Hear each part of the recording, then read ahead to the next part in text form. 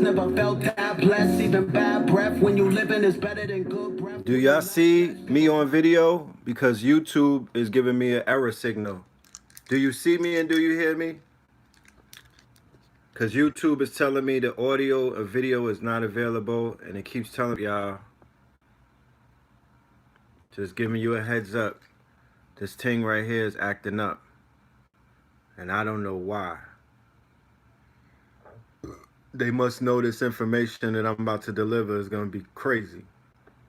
You know what I'm talking about? All right, I'm back. But if it keeps glitching, I might have to restart. So y'all just come right back. You know what I'm saying? If it keep glitching. Different apparition, the bad vision. Mad kissing, never kiss, can't miss it now. They mad different. If I die now, I'm coming back in them. Cause they dad missing, but they cash tripping. Cause they royalty, so they brag different. Ain't no ass kissing, never had feelings. Seen a white victim in a black witness. Mac gripping on my last mission. Yak sipping, blowing blackism. Gat missing, he was lack slipping. Smack hit him, now we act different. Apparition, the bad vision. The Mac a chip him and crash the system. Uncle Tom, cause you that willing. Fuck the law, I'm going back to living. Astral prisms of black religions. Activisms and conversations. Sacrilegious, the palms of Satan. Black magicians, Babylon erasing. Raise our hands to the God we praising. Hustling, American we racing. Nipsey at the finish line, he waiting. What would I do with my last breath? Would I yell? Would I cry? Would I laugh? Cause I'm glad that I'm past that mess. Till I pass, never felt that blessed. Even bad breath when you living is better than good breath. When you lack flesh, got a glass chest that I cracked and my lost breath hasn't made it back yet. I'm on my last breath. Walking the last step. I'm on the last test. Final answer and my last guess. Wonder what I gotta pass next. I'm on my last quest. So much harder than my last track. Mad blessed. Hope I can outlast death. Grim Reaper got my address. Down to my last cent. Cash spent from a check I don't even have yet from my last rent. Sweater shit has got me mad stressed. I inherited my dad's debt. Never got to hear his last breath. And the only reason I ain't passed yet, I'm the first ever and the last left. Alright. Love and light to the family. Peace and love. Welcome to episode 38 of Third Eye Thursdays. This is your host, the brother Red Pill, in the building. Salute to the family.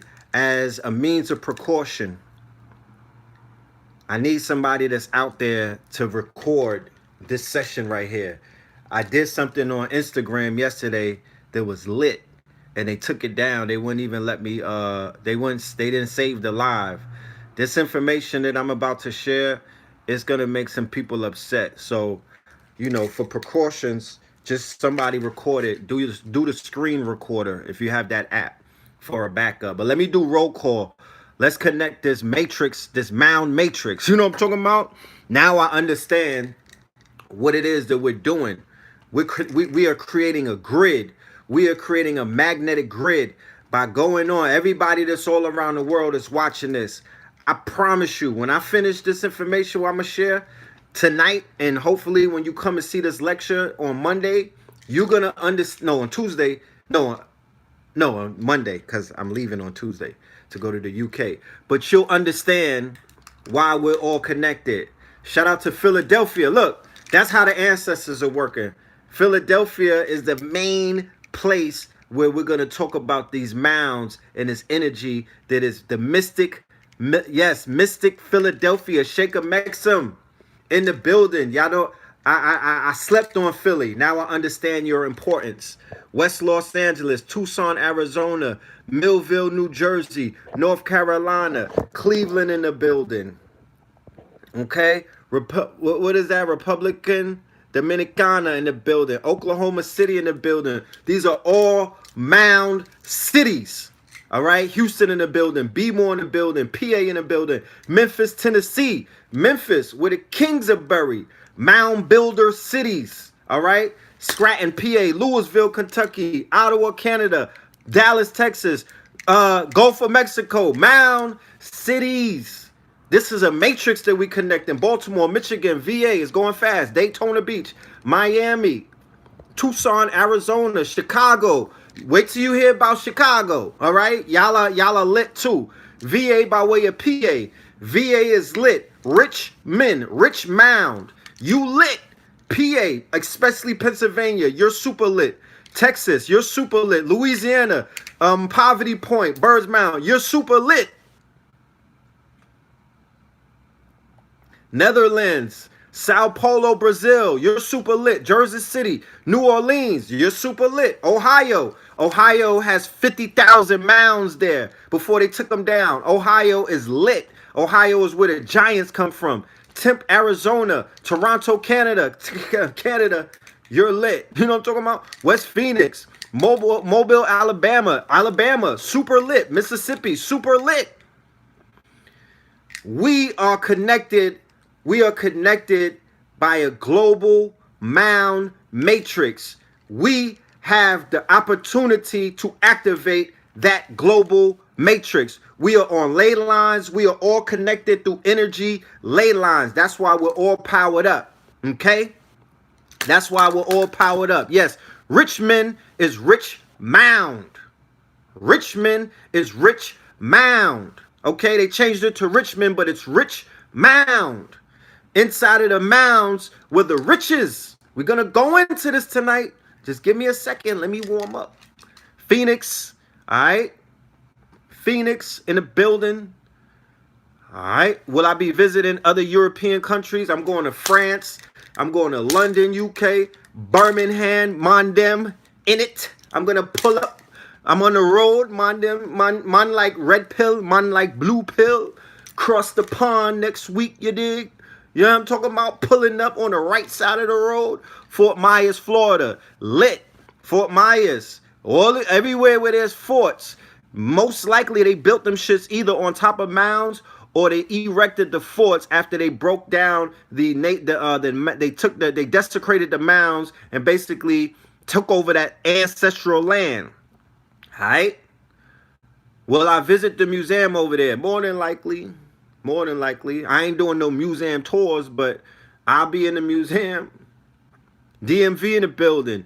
Douglasville, Georgia in the building. I don't know. Let's put that on the table because we have a pretty booked itinerary. When we come back to the UK for the second time, we'll be doing all of those things. Proper light. You dig? Asir talks about the mounds and the giants. Yes, he does. Brother Asir. Shout out to Asir, the Duke of Tears. One of my teachers, okay? When he gave me the game back in 2006, I was like, fuck is he talking about? I was kind of questionable when he was spitting that information out. But now I understand. I overstand. California, Watts in the building. Atlanta, GA in the building. Fort McHenry, Bmore in the building. In the motherfucking building. You know what I mean? In the motherfucking building. Salute to everybody. Love and light to the family. Like I said, when we do these roll calls, Myrtle Beach, VA, Bmore, Florida, Louisiana, when we do these roll calls, it's not for self-aggrandizement. It's to show both us and me as well, and anybody else that's tapped in, that we are connected. We are the global mound matrix, okay? They might have usurped our mounds. They may have basically took our mounds out of commission, but we are the living mounds. We have it inside of us. We are those ancestors, all right? Shout out to my ADOS. Shout out to my Moors. Shout out to my Aboriginal Indigenous brothers and sisters. Shout out to my sovereigns. Shout out to my descendants of runaway slaves. Shout out to my ascendants. Ascendants, not descendants. Ascendants, okay, of sovereigns. Shout out to all of y'all, because I ain't going to leave nobody out. But one thing that I do suggest, that if you running around these streets claiming something, do your motherfucking research. If you want to wear the flag, my nigga, you better be able to answer some questions, and you better be able to stand on some information. This not some motherfucking elementary information. The fact that you know that you a goddamn slave, or you're identifying as one, but you don't know anything about the land in which you are claiming. You don't have no motherfucking information outside of a documentary to the land that you stand on. Do your research. Make your ancestors proud. You know what I'm talking about? Stand on your motherfucking square, right? Stand on your square. You waiting for a check? You niggas need to work for that check. The ancestors will give you grace and favor, but you got to dig up their bones in the dry valley. You're going to have to water their bones. You know how you water the bones? With the truth. Water is the truth. You got to water it with the truth. You can't be running around here regurgitating the shit that you learned in the education system or in elementary school. Nigga, that ain't it. You know what I'm talking about? That's a slave mentality. That's a slave mind. So to say that you are part of a slave culture or a slave caste, I would agree. I would agree. Shit, I would definitely agree. You're going to have to break the chains, though, with real information, and you're going to have to do the research and stand on it. And don't be afraid when these Europeans pull up on you, or don't be afraid when anybody pulls up on you to spit that realness. That's all I'm saying. And it's love and light to the whole family all around the border. I don't separate. You dig what I'm saying? I don't separate because we're all part of a matrix. We're all part of a global matrix. Thank you, Alex, for the Cash App. We're all part of a global matrix. And ultimately, the majority of us, I say 75% of us, are here to do the work. We're here to do the work. Make no mistakes about it. Shout out to my moderators that are in the building. Let's do a few things before we get into the lesson tonight. The lesson tonight is going to be kind of lengthy, right? So if if you have things to do, that's why I started kind of early. I'm not going to keep the family up too late. I think we might go into midnight because I'm going to be doing a lot of reading. There's a lecture that's coming up on October the 2nd. No, October the 1st, I think. Let me double check. Give me 1 second because I want to make sure that we are proper. I'm getting my dates mixed up because I fly out one of those days. But I'm going to be doing an online lecture because this is too much. The information that I'm getting, that I'm downloading, and that I'm privy to have in front of me, I gotta present it in a lecture form. I have to present it in a lecture form. October the 1st, we will be doing a lecture on Zoom. All right, October the 1st, we will be doing an online lecture in the same veins of Into Deep Part 2, Into Deep 2.2, and American Gods. This is going to be American Gods Part 2, Americana Nova Roma, which translates to America New Rome. All right, America New Rome. Shout out to Empress B444 in the building. Under Sheena B444, peace to you. All right, love and light to you. And we're going to be doing a monumental lecture that is going to explore. All right, it's going to explore how America, United States of America, to be exact. All right, United States of America is basically the new form of what you know as Rome. And we're going to lay it out and we're going to show how this place here that we're in is operating as a Roman Empire.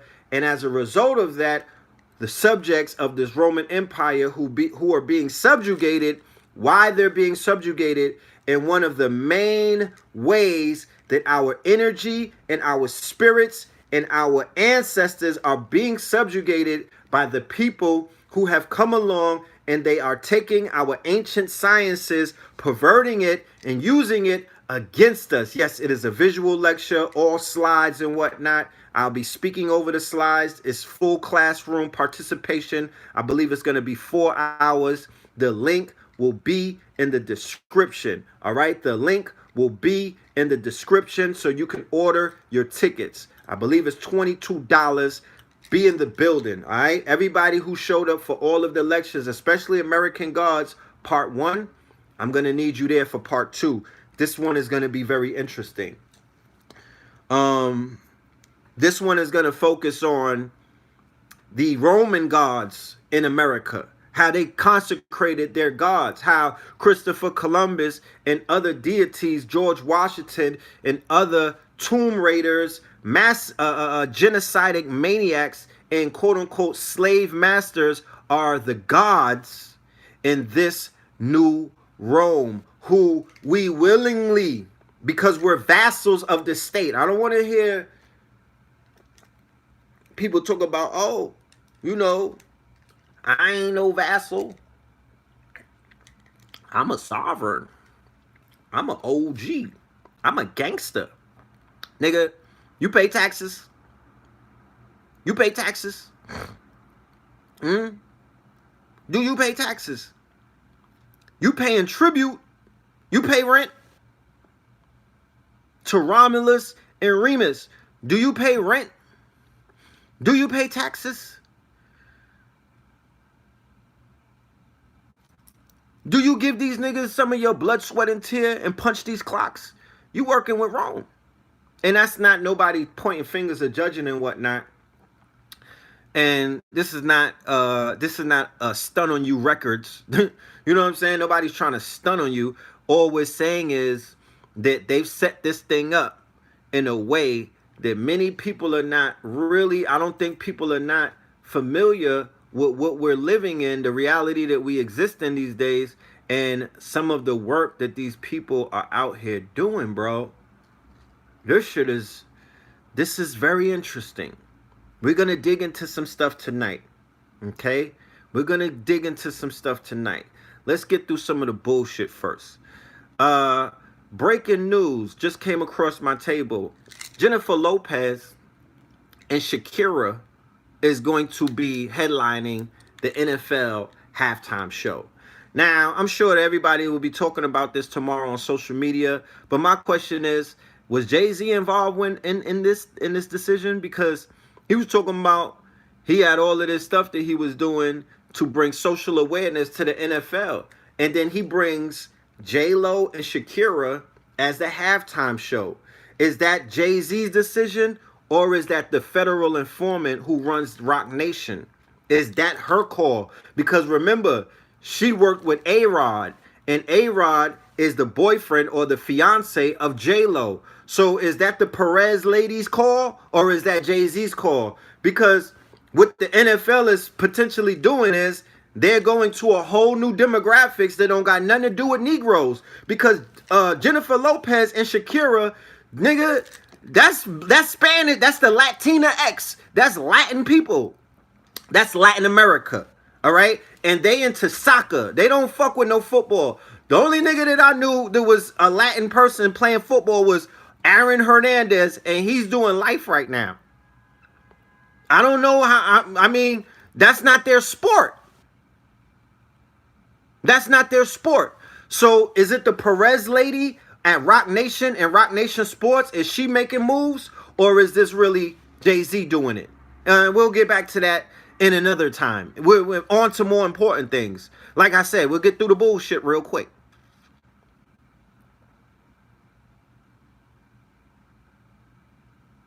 Oh yeah, he's dead. My bad. He committed suicide. I thought he had life. I know he was on trial, but I guess he sentenced himself. You know? Victor Cruz. Yeah. Victor Cruz. Niggas is not lining up to see Victor Cruz at Poppy and them bodega. When I go to the Dominicans to get a haircut, niggas is not watching football. That's a fact. You know what I'm talking about? They're not watching no niggas running around with the pigskin. But they watching basketball, they watching baseball, and they watching soccer. So for a few minutes, maybe 1 hour, all of Latin America will be watching the NFL 2020 Super Bowl in Miami. This shit is in Miami. You know what I'm talking about? You know they're going to bring out Fat Joe. You know? They watching football, not football, nigga, football. You know what I'm saying? They watching Pele and Pepe or whoever them niggas are that kick balls. Pause. So that's a whole nother topic. It's a lot of stuff going on in Negro world, but I don't have the time to get into all of that right now. We're not going to get into all of that right now. We're going to get onto this information so we could, you know, get through it, because I'm sure that people have better things to do in their lives. Okay. But last episode, let me take this off. It's getting warm in here.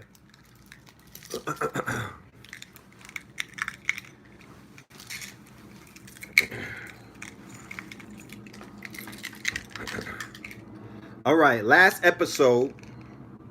Houston, Texas in the building. What's goody? How's everybody in Houston? Last episode, we covered Christopher Columbus. Christopher Cologne. Oh, yeah. Make sure y'all go to Kings County and pick up some clothes, man. I mean, it's fall. You know what I'm talking about? We got hoodies, sweatshirts. We got pieces, y'all. We coming with the jogger suits the end of the week. All right? We got some new stuff on the website. So go over to kingscounty.bigcartel.com. So listen, last episode, we talked about Fat Joe.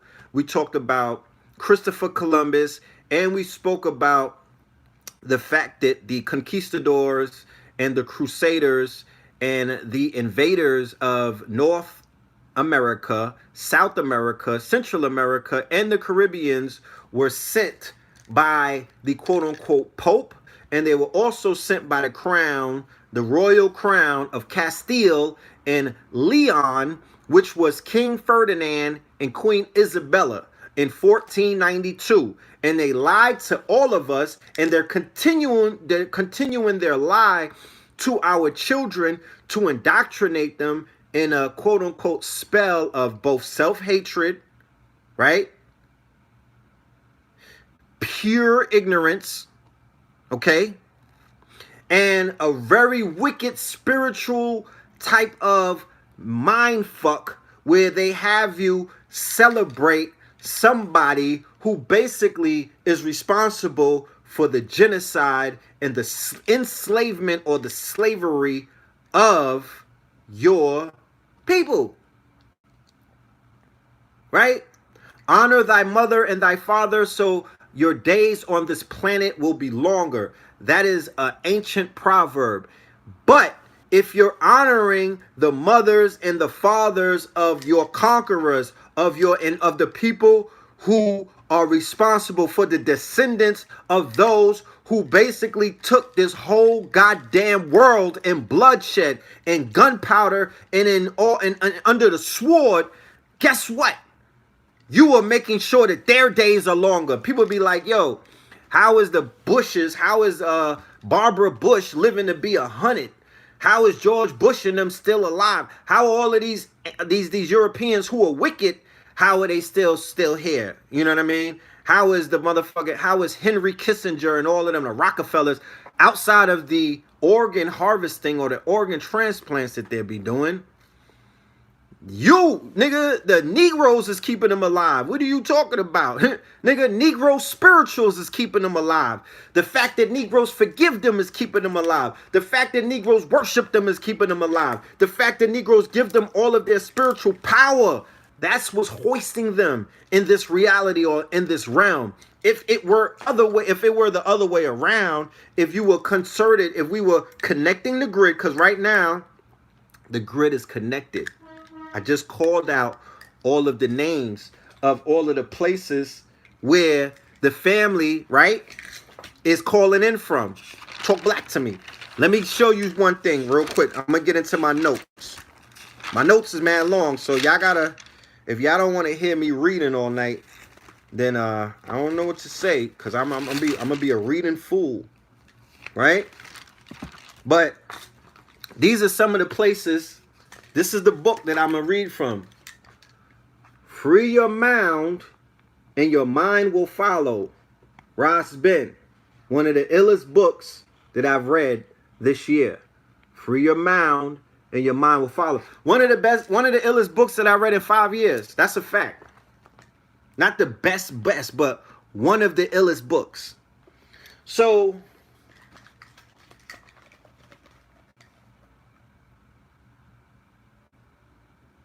The Atlantic Seaboard Fall Line, right? The Atlantic Seaboard Fall Line. It's a ley line. It's a straight line. When you go into your maps, if you go into Google Maps and you pull up the ley lines, right, you'll see what I'm talking about. It's a 900-mile escarpment where the Appalachian foothills and the Atlantic coastal plain meet in the eastern United States. Much of the Atlantic seaboard fall line passes through areas where no apparent faulting is present. Trenton, New Jersey, right, on the Delaware River. Philadelphia, Pennsylvania, on a I don't know how to pronounce that. It's on a river. Wilmington, Delaware, on the Brandywine River. Perryville, Maryland. Havre de Grace, Maryland, on the Susquehanna River. Baltimore, Maryland. Laurel, Maryland. Washington, D.C., right, on the Potomac River. Fredericksburg, Virginia, right? Richmond, Virginia, on the James River. Greenville, North Carolina. Raleigh, North Carolina. Fayetteville, North Carolina. Is that not some of the places that are always in the building when we do the live? I'm just here to let you know that there's a spiritual connection that many of us who are indigenous to this land, right? We hear the call of those who speak our language. Those who are on our frequency, the shit is like, it's like the bat signal. So whenever we hear that call, we heed that call. Henceforth, when the brother goes live, y'all are pulling up because we are on the grid. We are on fault lines together. We are on a magnetic field together. You know what I'm talking about? Tapped in, what I say? Tapped into magnetic fields, moving with serpents. That's from Bill Bixby. I might have to play that at the end. We are tapped into magnetic fields. The same fields that the serpents move with. Nigga, we on those fields. That's why many of us are travelers or navigators. We be like, yo, I navigated to Atlanta. I navigated to Texas. I navigated to the land of flowers, Florida. I navigated to Shaker Mexham. I navigated to Ohio. I just moved with the energy. You don't know why you moved there. You know what I'm talking about? You don't know why you moved there. You don't know why you navigated and packed up and trusted your heart. There's a connection that you may have ancestral wise to that land. I'm telling you. Let's get into this information. All right. So these are notes from American Gods, Part 2. That's Gods with a Z. If you want to look at it, look up Eventbrite. It's Gods with a Z. And it's an online lecture. So don't look under a city and whatnot because it won't pop up. You just got to put American Gods, Part 2. Americana Nova Roma. So the strongest force in creation is gravity and magnetism. It's called gravito-magnetism. And shout out to Ross Ben because, like I said, that man's book opened up my mind to a whole nother level. Okay? So the natural phenomenon by which all things with mass or energy, including planets, stars, galaxies, and even light are attracted to one another.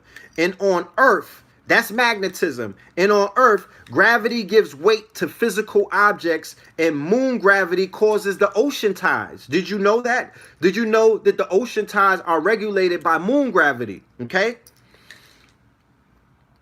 Magnetism is a physical phenomenon produced by the motion of electric charge, the attraction of electrons and charged molecules.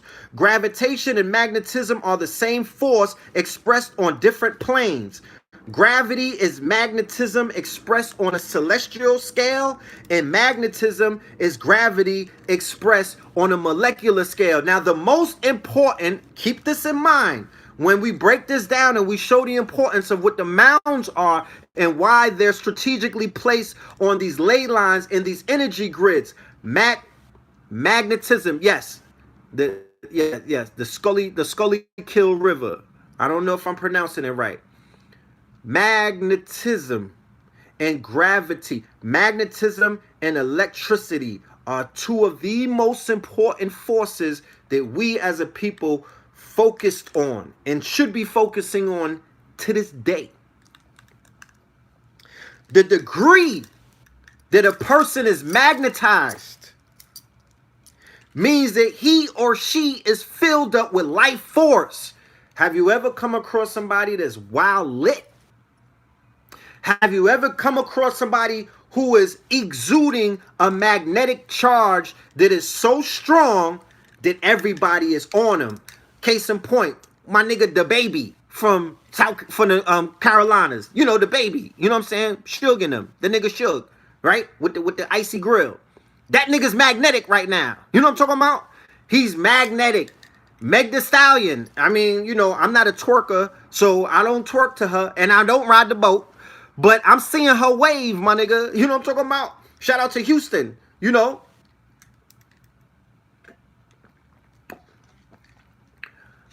She has a wave.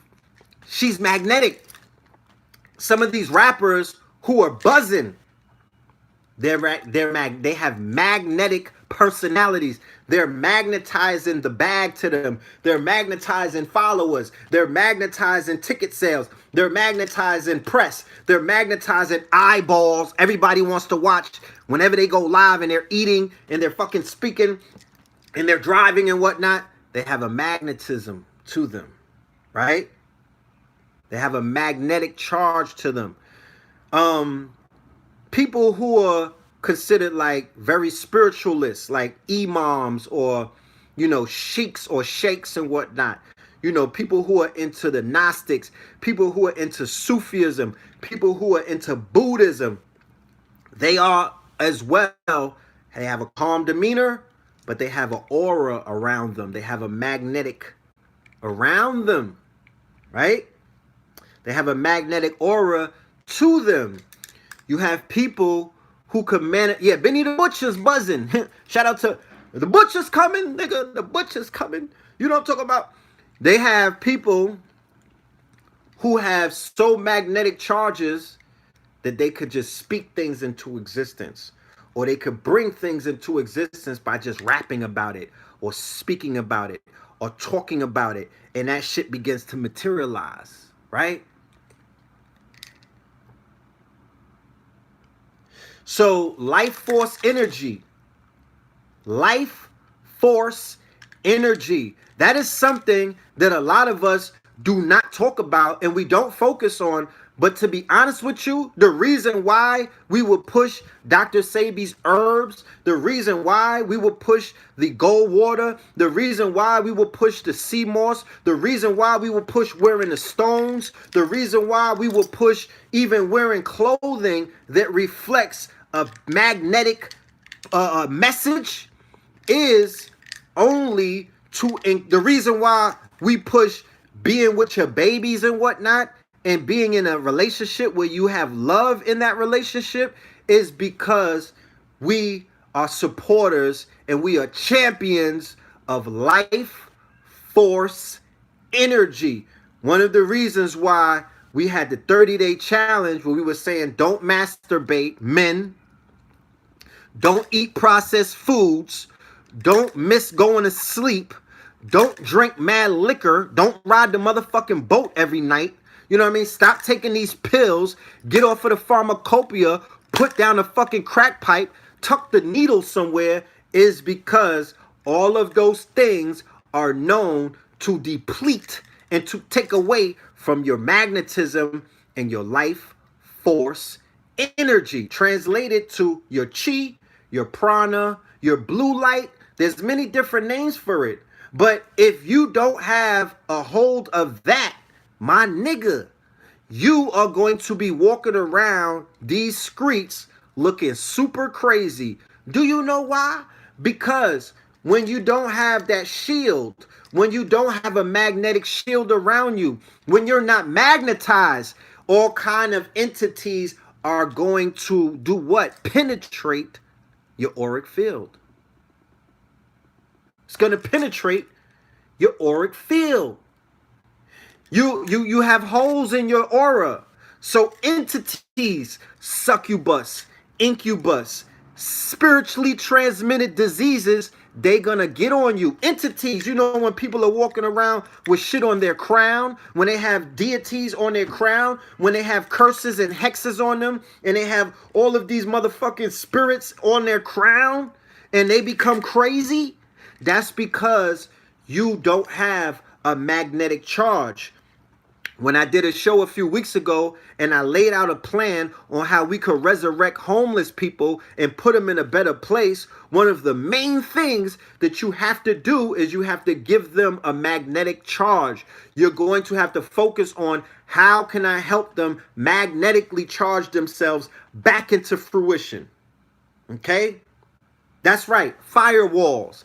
If you don't have your firewall up in this world that we live in, and where the demons walk the motherfucking place. Because remember, you only can see a few percent of the light spectrum. You cannot see everything going on around you. You don't have the tools. You don't have the vision. You cannot see the quote-unquote quantum realm. You can't see the spirit realm. You can't even see the fucking rays coming off your phone. You can't see the radioactivity coming off of your phone. You don't even see the motherfucking infrared leaving your phone and connecting to a satellite.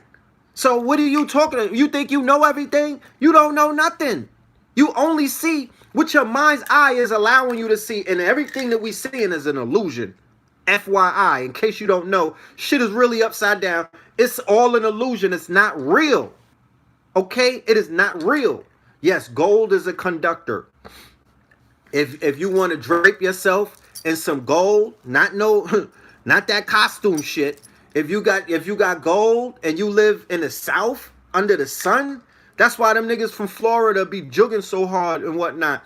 With all of them golds in their mouth, with all of that gold around their neck, with all of with all them rollies and whatnot. They tapped in. Ain't even people that wear the carbon and whatnot, the diamonds. I know everybody is so self-conscious about blood diamonds, but nigga, please. You know what I'm talking about? Nigga, yeah, stop. Don't front for me. You know what I'm talking about? Don't front for me. If I left the rollie sitting on your damn table and I left the house, 9 times out of 10, when I come back, that shit will be gone. 9 times out of 10. So that's a conductor, though. All right, carbon is a conductor. That shit is a conduit of energy. So if you icy and you drip it in gold and you drip it in silver, I said it before, right? That every day, this is how I help keep my charge.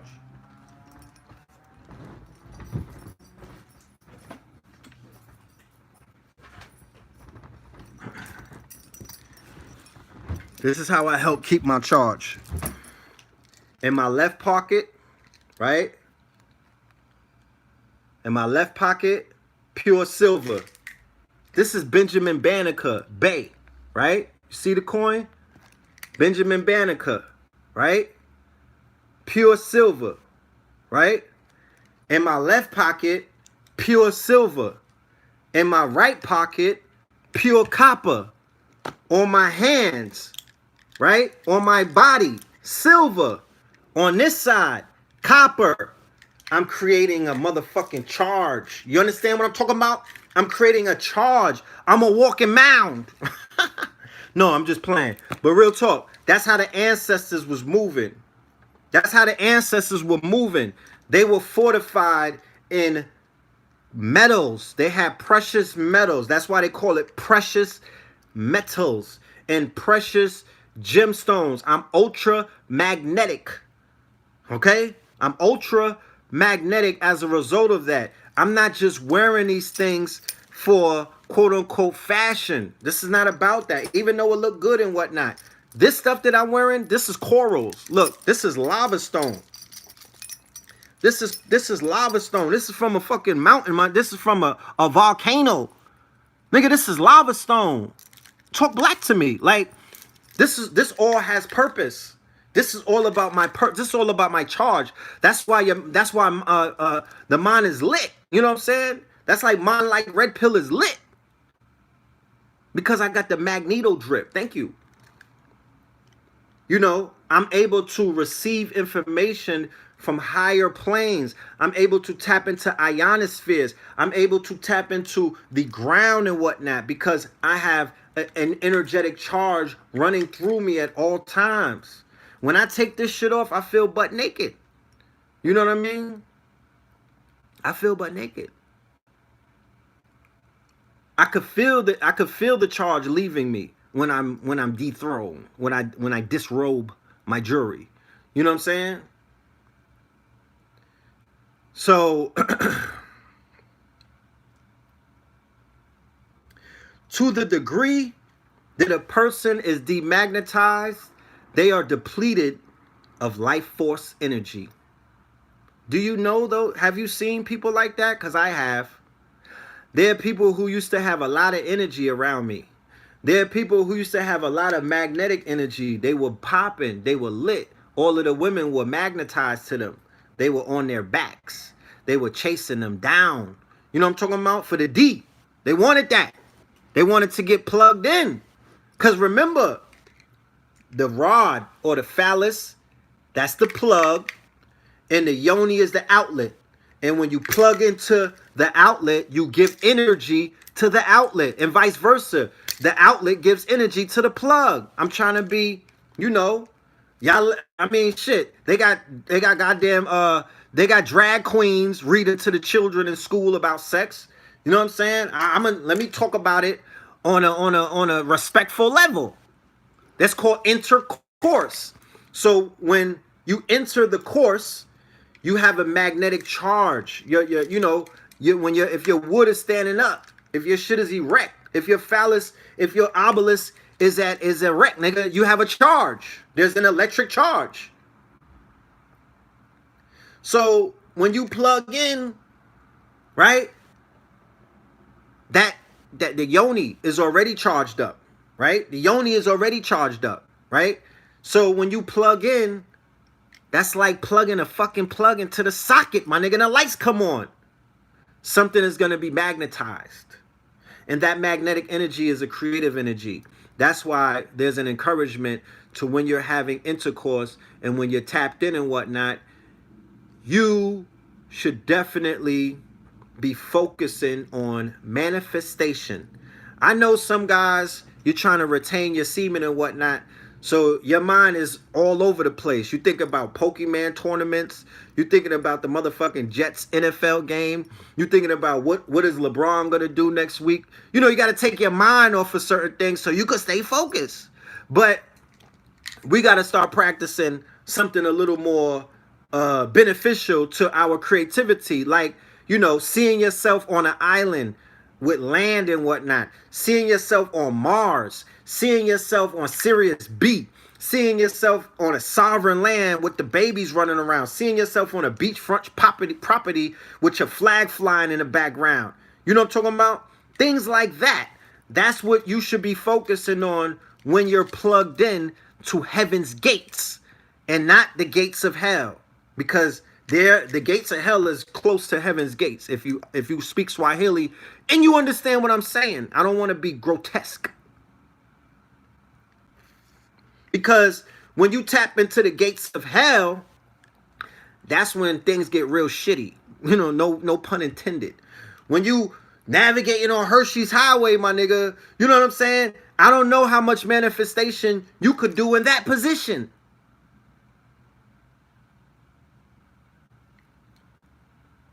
So I know people who used to be magnetized.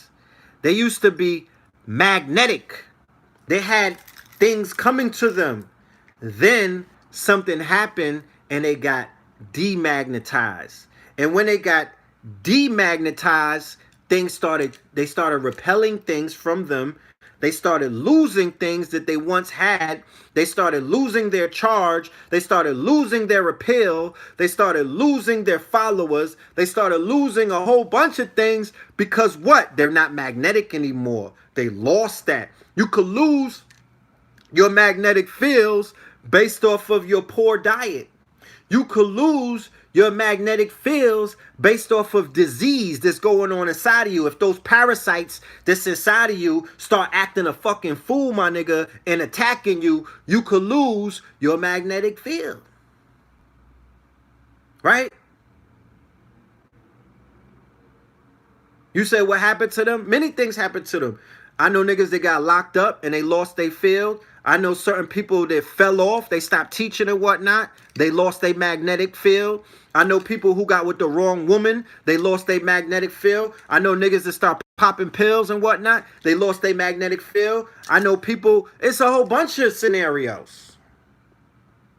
It's a whole bunch of scenarios. And ultimately, when you're that demagnetized, you're gonna die. There's an end result to people. Once they become too demagnetized, you become one with the earth. You become one with the earth. The idea is to stay magnetized and electrified to the highest degree so your days could be longer on this planet. I don't think that that's rocket science. I don't think that that's rocket science. Henceforth, chlorella, spirulina, moringa, sea moss, all of these foods that are going to help you magnetize, all of these foods that are going to assist in your magnetic charge, right? I'm looking for something real quick. I had some maca powder. I don't know where it's at. But, you know, there's superfoods that are out there. There's superfoods that are out there that will help you in your pursuit to stay up. You know what I mean? To stay up. Plant-based foods. And not the PLT, nigga. Not the plant-based burger from McDonald's. Not the Beyond Burger that McDonald's is rolling out. The PLT. You know what I'm saying? Not that. Real plant-based foods. Not the GMO. Real plant-based foods. So, life force or prana supplies energy directly to the brain, right? So the reason why semen retention is so important, right? And I'm not gonna lie, like I'm Master Splinter, you know what I'm saying? When it comes to semen retention, my nigga, I let it go sometimes. You know what I mean? It's you know, I don't, you know, FY, you know, TMI and whatnot, but when you begin to lose seminal fluid, right? When you waste your seed, when you spill your seed, you know, like there's some people that jerk off 3 times a day, 4 times a day, and they're just spilling their seed. You know what they say? Don't spill your seed. Spilling your seed means niggas stop beating off. That's what that means. I mean, let's fucking be clear. Let's not act like we're retarded. Let's not act like we have, you know, like we're slow to learn. Spilling your seed means mindlessly whacking off. Spilling your seed means mindlessly losing your brain fluid. The reason why niggas go dumb is because they spill too much of their light. They spill too much of their prana. They waste too much of their motherfucking, that's gold inside of you, my niggas. That's gold, nigga, not sea moss gold. Your semen is your gold. It's part of your brain fluid. It's part of your brain fluid, okay? So if you continue to spill it, you are going to have issues connecting your thoughts to something that's productive. You're not going to have the brain power that you would if you were able to practice self-control in lodges around the world. Lodges, right? Masonic lodges, Freemason lodges, the motherfucking Elks Club, the Moose Club, you know what I mean? In lodges and other places where men gather and they deal with the quote-unquote esoteric information, esoteric sciences, meaning the sciences that are not for the public. Because we need to have this conversation about public and private. You send your children to school, right, for private education, right? And private schools teach private education, right? In order to prepare those students to become private individuals in the world, right? And the information that they're sharing in private schools are called private for a reason, because it's not for the public. The shit that you receive in the public schools does not compare, and it does not stand up to the private. So we need to make a distinction about how we share a lot of our information, because everything is not for the public. Everything is not for the public, right? Private school is for people that don't want to learn in private. Public school is for niggas that want to learn in public. And everything that we teach is not for the public. So in these lodges, they deal with private information. It's called esoteric information. It's not for the public. It's not for the profane, because people cannot, the public or the masses who are considered the asses, they could take private information and weaponize it. They could take private information and do things with that information, because information and knowledge is power, and power corrupts, and absolute power corrupts absolutely. So you got to, sometimes motherfuckers are going to spoon feed you information, because the information that's for the public pales in comparison to the information that's in the private. I need y'all to understand that, because everybody be running around talking about, oh, niggas are Masons, or da-da-da-da. Me personally, I'm not a Mason. I'm not in no fucking lodge. I'm not underneath nobody's oath. But I understand. I understand what the fuck that's about. I understand why there are secret societies, because powerful people keep fucking secrets, nigga. Everything ain't on the internet. Everything ain't for the public.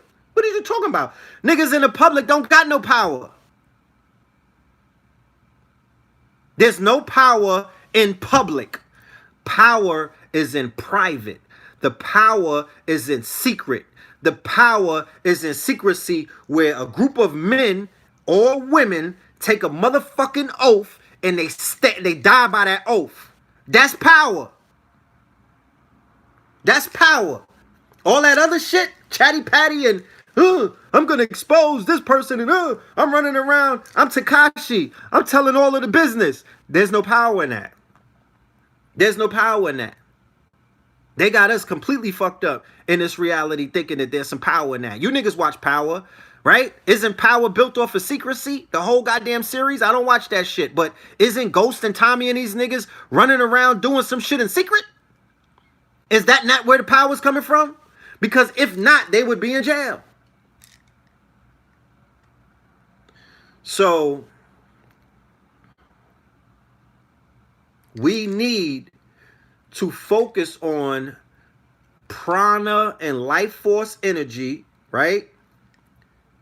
Going directly to our brains, because we need brain power in this reality that we're in. We need to be able to think clearly. We need to be able to tap into the quote-unquote cosmos. We need to be able to be aware of our surroundings at all times. We need to be able to decipher shit that is hidden in plain sight right in front of our faces. But because some of us have these veils over our eyes, and because some of us are functioning and operating on a lower frequency, you will not be able to see the shit that they're putting right in front of you. Okay? Yes, and in private is where you begin to study self. In public is where you study in everything outside of self. But in private, there's more of a study of self. That's why esoteric studies deal with the study of self. That's why occult teachings and the occult is hidden, right? Is the occult not hidden? So that's a translation to private, the hidden. Like I spoke about it a few episodes ago, the Amun principle, the hidden one. The occult is the hidden. So it's inside of the hidden, in the triple darkness, behind the motherfucking curtain. Off camera is where the real power is. It's not the nigga in front of the camera. It's always the nigga behind the camera with the most power. If anybody's in any industry, the nigga in front of the camera is the talent. They're dispensable. They're the public. They're in the public. They're dispensable. They go through actors. They go through rappers. They go through talent all the time. But the motherfucker behind the camera or behind the microphone, that's where the power is. They're not dispensable like that. Liar Cohen, Russell Simmons, Rick Rubin, L.A. Reid, all of them been in the industry since you niggas was babies, and they're still there. They move around, but they don't replace them. Some of your favorite rappers is on Drink Champs, right? And Where Are They Now? And Unsung, talking about they got raped and they were expendable and they got used up and thrown to the side because they are the talent. And the talent don't hold no weight. I'm sorry to break it to you, but the talent don't hold no weight. It's the executives. It's the niggas behind the camera. They hold the weight. So life force or prana supplies energy directly to the brain. Life force is the intelligent power that converts food matter, oxygen, and sunshine into living matter. Translation, life energy, which is the sustainer of life. If you niggas live in Florida, Miami to be exact, Fort Lauderdale, Hollywood, y'all should be teaching us. If you live anywhere that's motherfucking tropic underneath the sun and you got water and you got fruits that you could grow in your backyard, you should be teaching us at this point because you are on a very powerful grid. The reason why the brothers and sisters in Florida are in the situation that they're in is because they're so powerful, they're so magnetic, they have so much potential, but they're under a motherfucking spell because of the fact that these colonists have conquered the natural environments that they live in, and they've casted almost like a hypnotic spell on that whole region. I'm gonna break it down in a minute. Right? If you're on the West Coast, you should be teaching us. Like when Blue Pill was on the West Coast, he would often speak about how they do spirituality out there, and out there it's all about abundance. Like on the West Coast, right? LA, Cali, you know I'm talking about, Vegas, Arizona. They about abundance out there because they're tapping in to the quote unquote they're tapping in to the life force. Right? The life force, the oxygen, right? A mountainous region, the air, they up in the mountains. The sunshine. When I was in LA, my DNA was shifting. I was a different person. The shit that LA is good to me. LA is good for me because the way that my DNA is lined up, the way that my DNA is set up, everything, my whole matrix gets upgraded when I tap into certain grids or certain ley lines or certain energy centers based off of my ancestry, based off of where the fuck I come from. My shit upgrades. So the reason why I travel so much, the reason why I'm navigating the globe is because I'm reconnecting my DNA to the places where the shit is supposed to be. Because I turn grids on. I turn them on. Okay? When we go places and we teach and we go places and we do our rituals or our ceremonies, nigga, we activate grids. You should learn how to get into that as well. Bring your crystals with you, bring your motherfucking A game with you, and bring, you might want to bring bring your gold water with you and just leave it like that. You know what I mean? Bring your gold water with you. But anything that conducts energy, bring it with you. You know what I'm talking about? And you could turn the grids on with your demonstration. You know how certain rappers got their whole city lit? Niggas never heard of nigga city before. Like, the Carolinas wasn't lit before like that. But that shit is lit right now. J. Cole, the Baby, he has his little crew. What's the name of them? The J. Cole crew, right? It's like two other people, right? And they got their whole shit lit. So when you go there, when you go to the certain states that are energized and magnetic, the minute you get there, You be, oh, not PD Pablo. I'm talking about recent artists. The niggas right now, they got it lit. Not PD Pablo. I don't know if he's popping right now. Dreamville. Yeah, Dreamville. So when you go to those states, you could feel the magnetic energy in those states. The little brother, yeah, little brother, Rhapsody, right? Rhapsody is popping, little brother's popping, Dreamville is popping, the baby is popping. They got that whole shit lit. Earth Gang is popping. They got the whole shit lit. And when you go to North Carolina, you're gonna feel the charge. Be like, damn, this shit is electric. I feel like Diddy bopping. You know what I'm saying? Knife Wonder, I feel like Diddy bopping.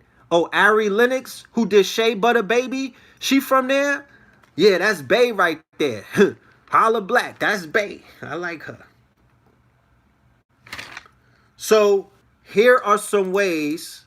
Shout out to the Cash App. Good looking.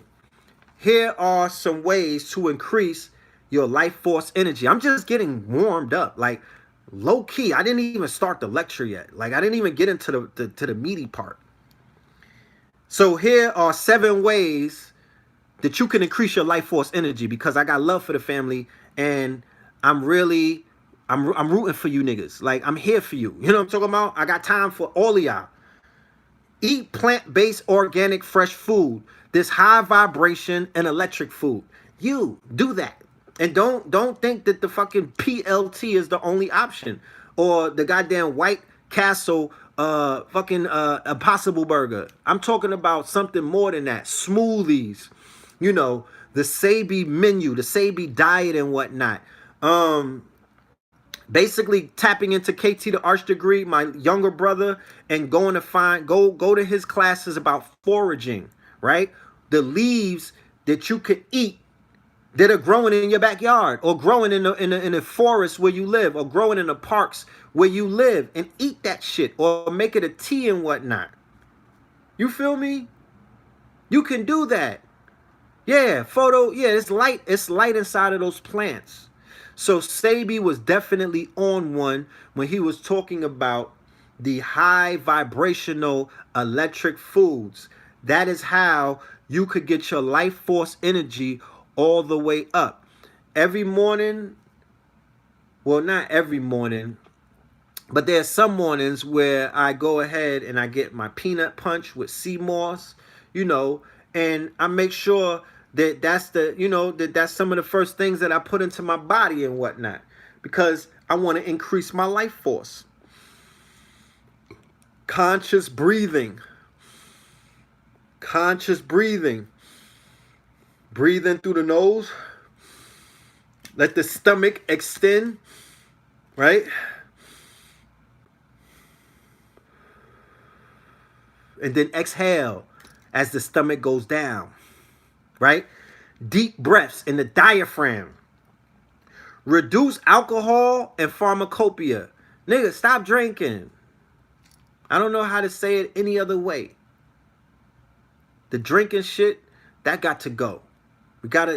I know my niggas like to get lit and whatnot and all of that. Motherfuckers want to rock, what's that? What's the boat? They want to, whatever the boat shit is with Meg Thee Stallion. Nah, that ain't it, nigga. That's not it.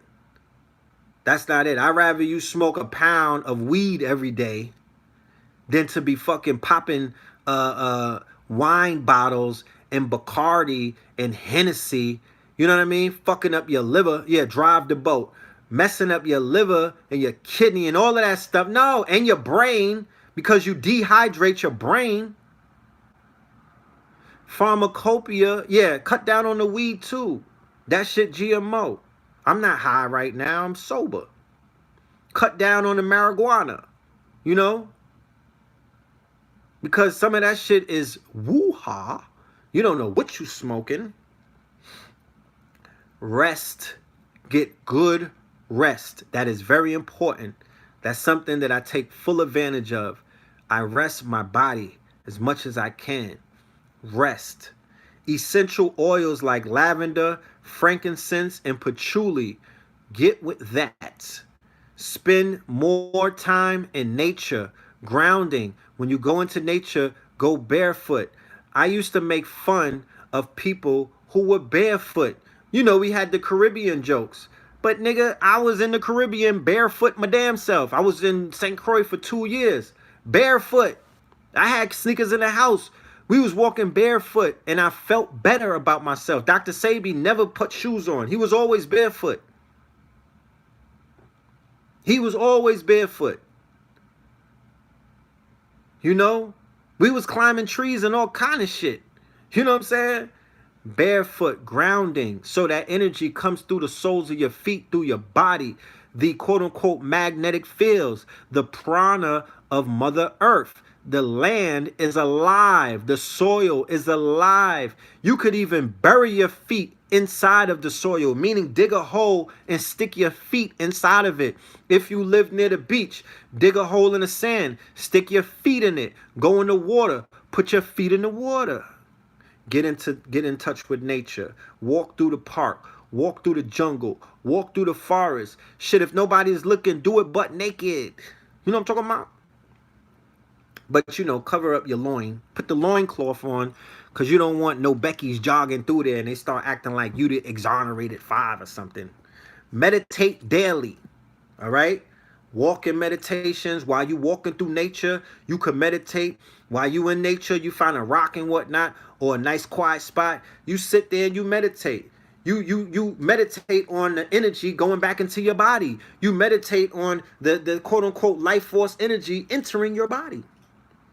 So to the degree that a person is magnetically attuned to his or her environment, he or she will be spiritually informed and intuitively enlightened. To the degree a person is magnetically misaligned, he or she will be spiritually disconnected from creation. Do you not see that taking place in these streets these days? These niggas are disaligned. They're demagnified, and they are out here in motherfucking limbo, living in a bizarro world, basically just in a sunken place. Okay? So the subtler informs the denser. Okay? The subtle informs the denser. Let me share this with you. Gravito-magnetic fields from nature feed our spirit. Our spirit is our life force energy expressed as consciousness. Spirituality is expressed by our consciousness connecting with the magnetic fields, which is the life force energy in our environment. Spirituality, talk black to me, is experienced by our consciousness connecting with the magnetic fields or the life force energy in our environment. If you living in a concrete jungle, if you living in a city like I am, I'm living in New York City, the concrete jungle of all concrete jungles, which happens to be built on top of ancient mound civilizations. If you Google right now, New York underground or cities underneath New York, you will see that the city that I'm on, the city that I live on, we're 1,000 feet above the quote unquote the quote unquote original land. You understand? We're hundreds of feet above the original land. They build cities on top of ancient cities, right? So Manhattan, like I said on last episode, Manhattan is Manhattan now, but that is a sacred that's sacred grounds with sacred mounds. Okay?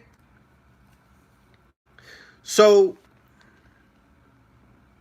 if you live in the South, right? If you live in the South, shout out to all of my family in the South, in the Gulf Coast region. I was just in Texas. I loved it out there. I was in nature.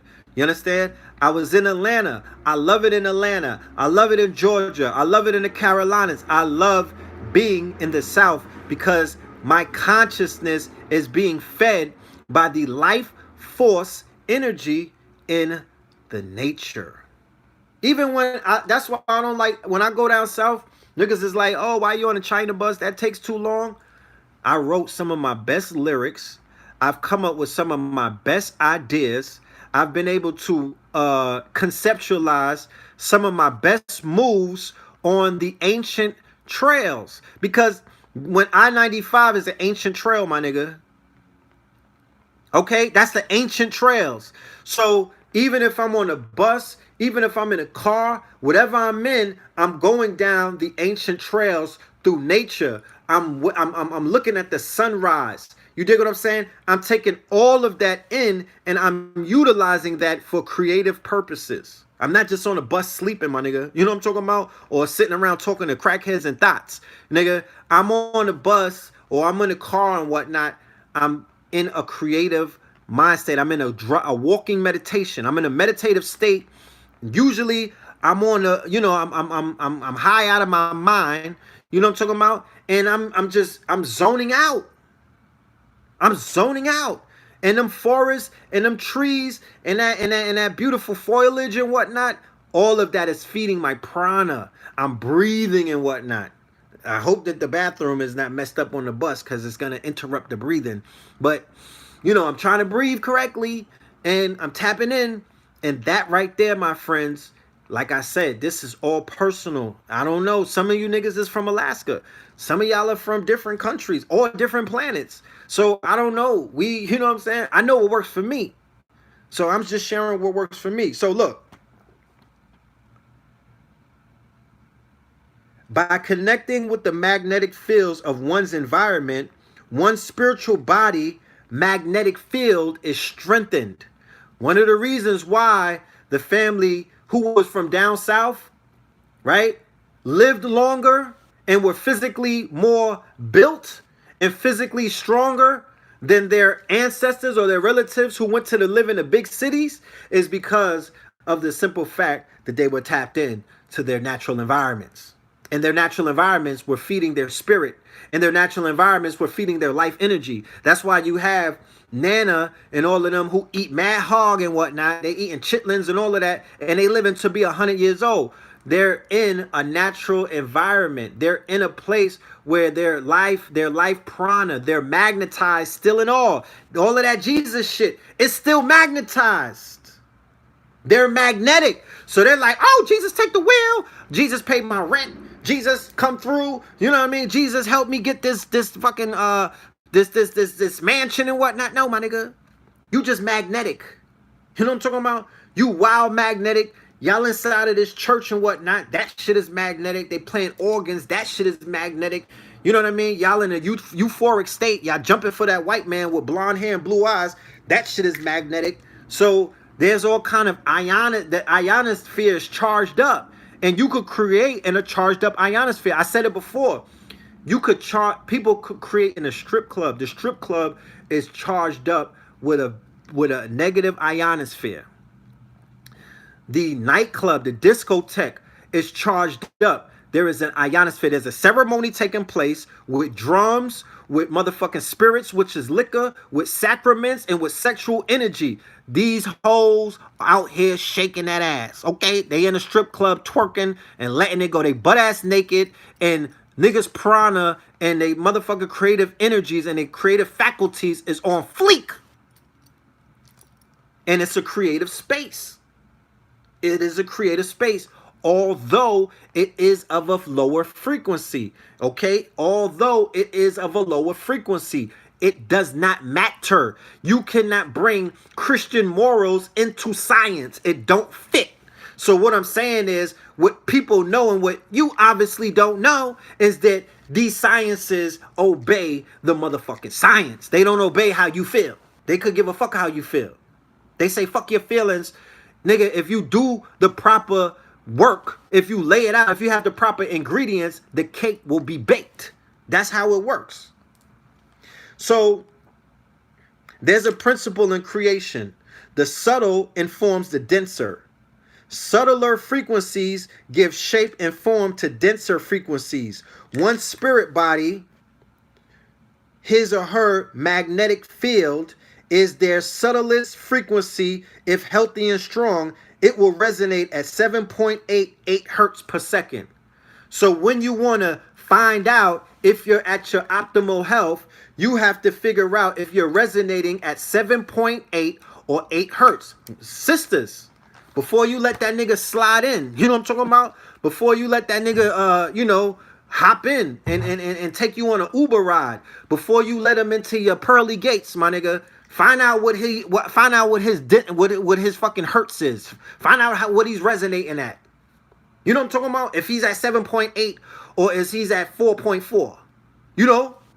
Y'all letting these zombies and these dead niggas dick you down and whatnot and wonder why your magic don't work. And wonder why you losing your magnetism. And wonder why you losing your goddesshood. You going from goddess to goddess. And then after that, it's downhill from there. It's downhill from there. You know what I'm talking about? Somebody wants to know the book name. Free Your Mound and Your Mind Will Follow. Ross Ben, www.rossben.com. I don't think Mon put it on Amazon. Go and get it off his website. Free your mound and your mind will follow. And that's the same thing for these gods, for these brothers out here. You know what I'm saying?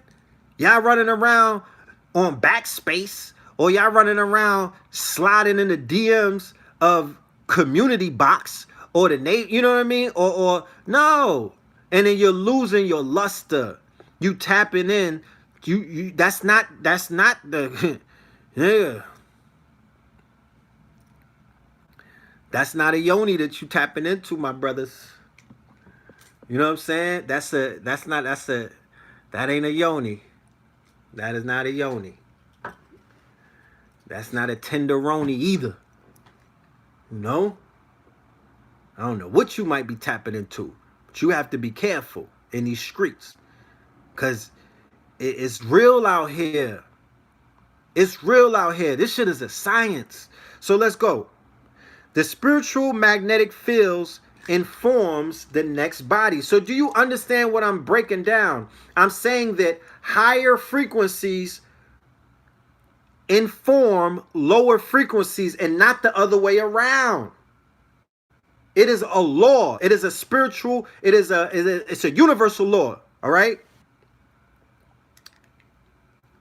So this spiritual magnetic fields informs the next denser body. The mental body or your mind, how magnetic are your thoughts? How magnetic are your thoughts?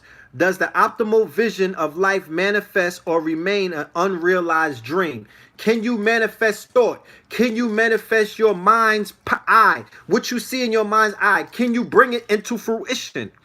If you cannot do that, you should be focusing on how to do that. Because if you can do that, that means that you are very magnetic and you are operating on a 7.8 or 8 hertz and whatnot, and you are in alignment. Okay? To the degree one's mind magnetizes and magnifies the magnificent of one's imagination magnetically, their mental body will be strong and healthy. To the degree one's imaginative mental magnetic field is incongruent with the magnetized manifested reality within his or her environment, there will be disillusion. The subtle informs the dense. The magnificent or delusions of one's mind feeds the next denser body, the emotional self. So we were talking about the mental self. The mental self feeds the emotional self. The feelings and urges that often impel action are informed by how we think, perceive, and cognate. Control of emotions is vital to self-control. Without self-control, one is susceptible to the control of others. I'm going to pause that right there and I'm going to just say this. They be like, yo, why you be going so hard on the thoughts? Why you be going so hard on the sex workers? Why you be going so hard on the strippers? Why you be going so hard on people living sexual deviant lifestyles? Why you be going so hard on a rainbow suit? Because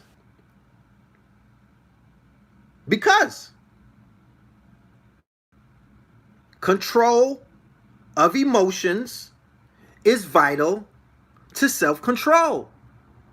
And without self-control, one is susceptible to the control of others.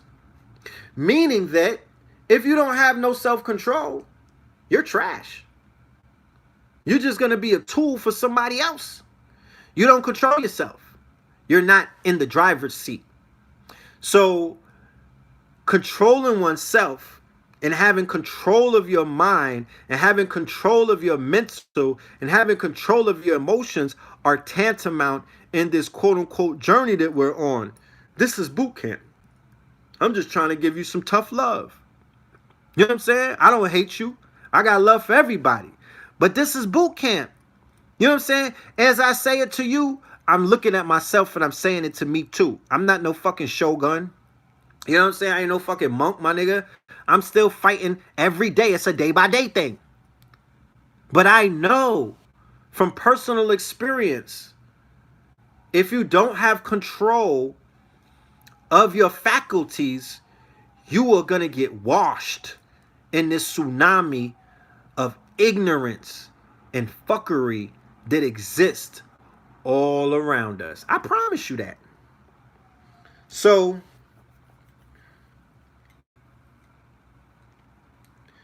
the subtle informs the denser to the degree one is in control of his or her emotions is the degree to which one is in control of their body and actions.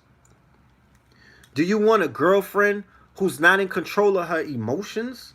Do you want a girlfriend or a wife who's not in control of her mind? Do you want a husband or a bae who's not in control of their mind and their emotions? Chances are they could be remotely controlled by love and hip hop. Chances are they could be remotely controlled by anybody. Meg Thee Stallion, Cardi B, Nicki Minaj. They could be a low-key Barbie, you know what I'm saying? Being controlled by somebody's tweets. That shit is whack. That's crazy. And that's what we see in these streets. Niggas' grandmothers is wearing pink and orange and green wigs. They're not in control of themselves.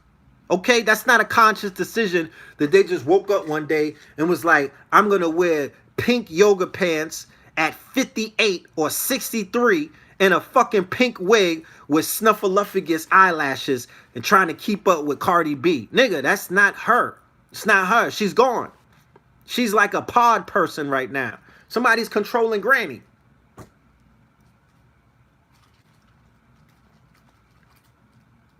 If another person can trigger certain emotions, that person can impel emotional responses and thus influence one's behavior. Why we stress and why we teach, because somebody was like, Red Pill, you shouldn't be teaching about white people that much because, you know, you don't want to focus on the enemy. I was like, nigga, have a seat. What I want to help my people do is stop making them so reactionary. One of the reasons why the psyops, one of the reasons why they have our people dying in social media, showing the police killing us, one of the reasons why every fucking day there's a racial incident and all of the race baiters in our community are retweeting shit is because they want you to react. They want to control your emotions. And once they control your emotions, they got you. That's what this whole psyops is about. Ever since Trayvon Martin was murdered, that was a grand ritual. They have been pulling out psychological operations on our people and controlling them like a herd of cattle, controlling their every fucking move ever since then. They didn't have a control of our people like they have now. They are controlling our people. Okay, so you have to get your mind back. You got to get your emotions back. Nigga, people die every day. You got to live like that. You can't get invested. And I get caught up sometimes, but then I got to snap back and be like, nah, I ain't getting emotionally invested in this shit. I'm not. Whoever died, they're good. They're all right. They in the ethers. Like, set up an altar and put in some real work for them. If you niggas want to cry crocodile tears, nigga, you know what you got to do. You know what you got to do. And it's not crying, because that shit never hurt. It never solved anything. It never helped nobody. You know what I mean? All of that cry me a river, my nigga, no. You niggas need to study Haram-based code if you want to really put in some twerk. Other than that, keep it schmoving. Keep it moving. You know? So take your emotions back. You didn't know those people. Take your emotions back. And you don't know these people. You just see them on social media. They're not gang gang. You don't know these people. So you all, oh man, oh my goodness, oh God. Nigga, they got you. Because you didn't do nothing about it. You know? You ain't do nothing about it. You just cried about it. You know? And there's no power in crying. Them people is drinking your tears. And black tears are delicious. And it's a river of tears. You know what I'm talking about? It's a Nile river of tears. And your tears are delicious. They full of salt. They full of spices and all kind of adobe and, you know, other things, seasoning and shit like that. You know what I mean? People like those tears. They got melanin in them. You know, they drinking your tears. So if another person can trigger certain emotions, that other person can impel emotional responses and thus influence one's behavior, right? They have Black America in a state of cowardice now. Their behavior is being influenced. They got Black America damn near taking a knee and basically pleading for their lives and cowering. Please, don't do nothing to me. Niggas is going Tekashi on us. And that's not what I was used to. That's not what I grew up on. I'm sorry. It's not the reality that I come from. Niggas was Vikings when I was younger. So the physical body is informed by emotions. The emotional body is informed by mind. The mental body is informed by spirit. The spiritual body is informed by magnetic fields in nature. So there are 3 sources of magnetic fields. Let's get into it. The terrestrial. The Earth itself tends to be the primary source of natural magnetic fields. Magnetic fields pulsate through the Earth's atmosphere with its highest concentration of charge, manifesting in the ionosphere. The ionosphere is a band of magnetically charged particles 60 miles above the surface. These magnetic fields radiate from various nodal points geometrically positioned around the globe and circulate through the atmosphere, ionosphere, to the magnetic poles of the planet at its north and south polar regions. Magnetic fields also pulsate through the Earth, radiating from the nodal points in the form of a geometric grid that manifests as ley lines that crisscross the globe. Translation: the magnetic fields. Have you ever seen the what is that? The Northern Lights, right? The magnetic fields. When you look at old drawings and whatnot in medieval times or Enlightenment times and things of that nature, you're gonna see them. Even though you flat earthers and whatnot, you're gonna see diagrams of the Earth with all of these lines coming out of it and whatnot. If you Google it, you'll see it right now.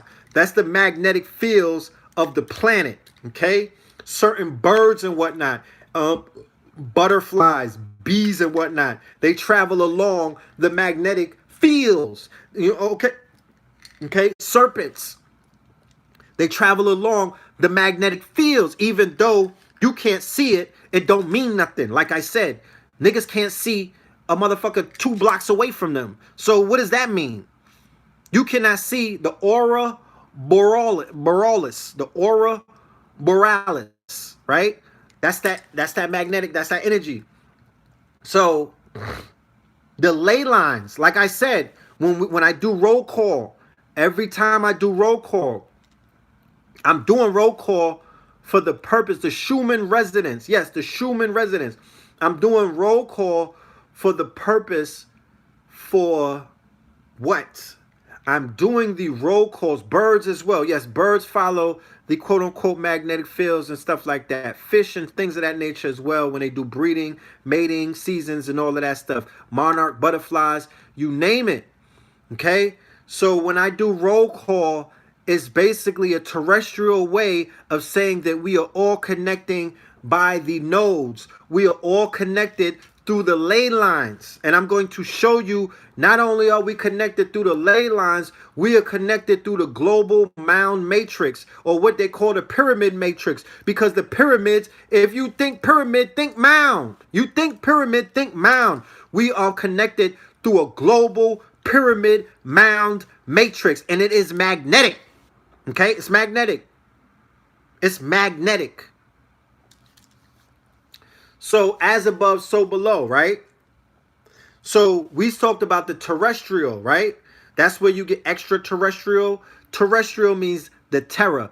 I talk about the war on terror, but I'm explaining to the family that the war on terror is the war on terra firma, the war on the terrestrial, the war on the earth. That's why they got this little fucking child and all of these little kids talking about global warming.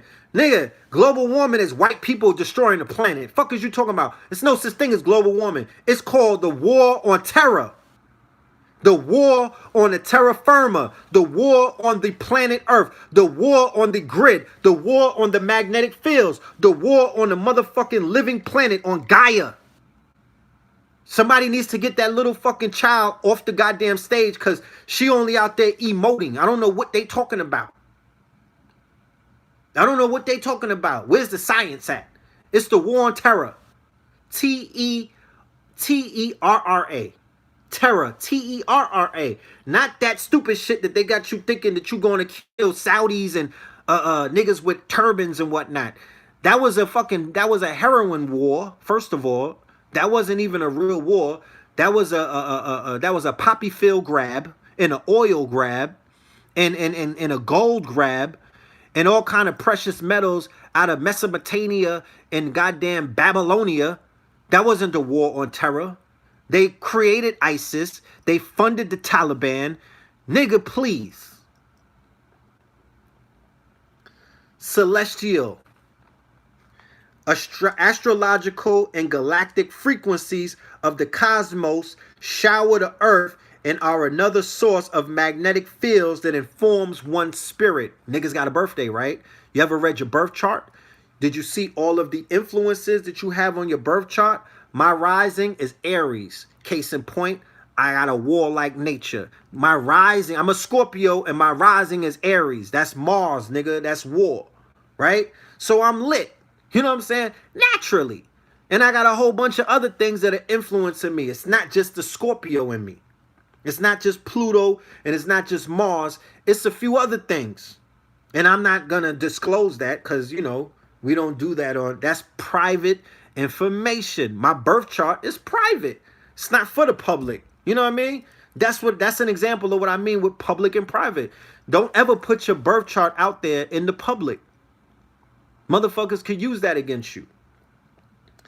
So everything as above, so below. So the celestial magnetic influences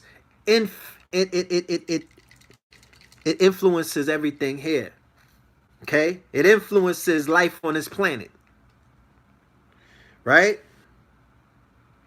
Indigenous cultures studied the cosmos and the magnetic imprint certain celestial objects had on the spirit and consciousness of humanity. That's the key word, magnetic imprint. There are certain planets, when there's a retrograde, there's a magnetic imprint on the consciousness of nature and the consciousness of man on the planet. That happens, right? When there's alignments, when there's quote unquote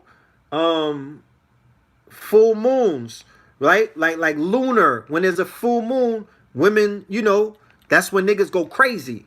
You know what I mean? They get the word lunatic and lunacy from the lunar cycles and whatnot. So women have been said to be influenced and to be affected by full moons and new moons and things of that nature, right? Niggas be howling and whatnot around my way when the moon is full. I don't know what's going on. So this is the root of astrology and other indigenous teachings of celestial objects and their corresponding influences on the earth. Okay? So the third magnetic charge is ancestral. Principles of creation is energy never dies. It only transforms. The magnetic life force of a disincarnate human does not cease to exist after a person sheds their physical and emotional bodies as long as they're remembered. There is magnetic charge that animates their mental body and aligns their spirit life force energy to remain magnetically attached to this reality. Translation. I said it before. I shared with the family that I did the MEO5 DMT, whatever the fuck that shit. I took the toad medicine, okay? I licked the frog, right? The shit that Mike Tyson talks about. I completely left my body, right? My ego died, and I tapped into what is known as the all. The shit was not scary.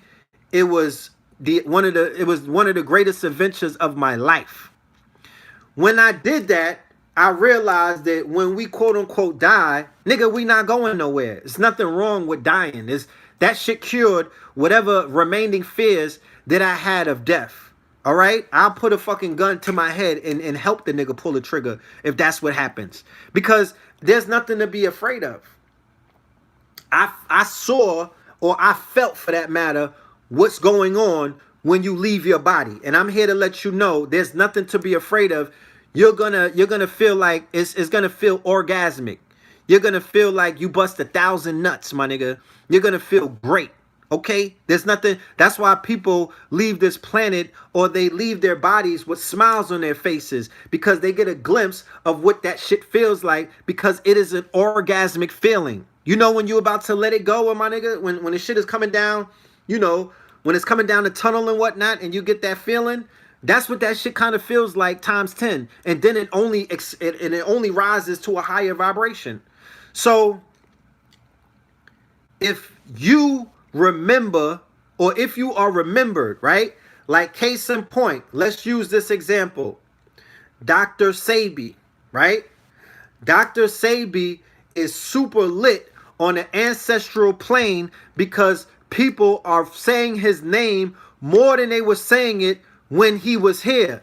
Nipsey Hussle is super lit on the ancestral realm because more people are saying his name and they putting love and intentions into his spirit than they were when he was alive. He was underappreciated when he was alive. Okay, I know how it feels, my nigga. So welcome to the club, right? He wasn't appreciated, not to the degree that niggas hopped on the bandwagon when he died. It's not about them calling him back. It's not about them calling him back. Where the fuck is he going? You know what I mean? Where does he have to go? Like, what is he has an album to make in the afterlife? Nobody's calling nobody back. No, that he's in the ancestral realm, and if you light a blue candle and put a blue bandana around that bitch and put a cup of water with his picture there, he could do some shit for you. When they kill the homies, and niggas get the homies tattooed on them niggas are, whoever the person is who gets the tattoo of the dead homie, they are a walking shrine. They become magnetized with the spirit of the dead homies, and they have first bids to make to summon the dead homies to do the motherfucking work for them. Yo, I'm about to go ride. I'm about to go slide on some niggas in your name. I need you to cloak me with invisibility. I need you to make sure that I don't get locked up because I'm about to avenge your death. That's, you know what I mean? And there are people doing that all around the world as we speak right now. All right? Because they're honoring their motherfucking dead homies and they sliding for them. Not like Trey and Boys in the Hood. Not like that bird-ass nigga that got out the car and went home and had shadow boxing in the air and whatnot with the fake-ass crying, oh, I can't, And he had a homegirl holding him and whatnot. No, not that type of demonstration. I'm talking about going in and putting in some work when a nigga put in work on one of the homies. So on an ancestral realm, right? On an ancestral realm, void of all of that morality that people are going to try to attribute about if it's right or wrong. No, Harambe code, nigga. Harambe code. Eye for an eye, tooth for a tooth. You take one of mine, we take two of yours. Well, I don't know what the fuck. What did y'all incarnate here to do? You know what I'm talking about? What are you here to do? What are you here to do?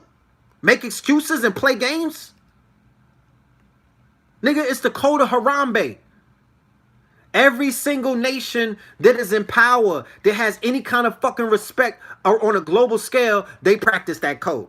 So what I'm saying is that the spirit realm respects that code. What I'm saying is that the Santeria, the Palo Santo, the Palo Mayombe, all of these places, all of these spiritual practices, they respect that. Death before dishonor. I know if something happens to me, nigga, you better slide. You know what I mean? I don't want to, no, don't put up no spray paint mural and, oh, that's a fucking candle party and whatnot.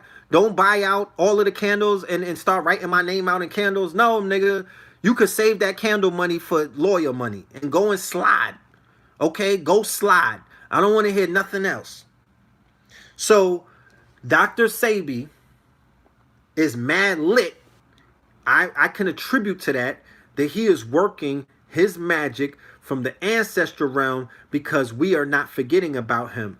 Nick Cannon is going to be blessed, or blissed for that matter, because he's edifying Dr. Sebi's work by doing what? By making a documentary and embossing him in the subconsciousness of African people globally. He's going to get spiritually rewarded for that. Everybody that participates in that demonstration will be spiritually rewarded for that. If you have somebody who you love and their story needs to be told, I'm encouraging you to start either a crowdfunder or you should get funding and whatnot. And you should go ahead and you should make that happen, because the most honorable thing that you could do for anybody who's an ancestor is to edify their name and to finish their work. Okay? That's what you do. So,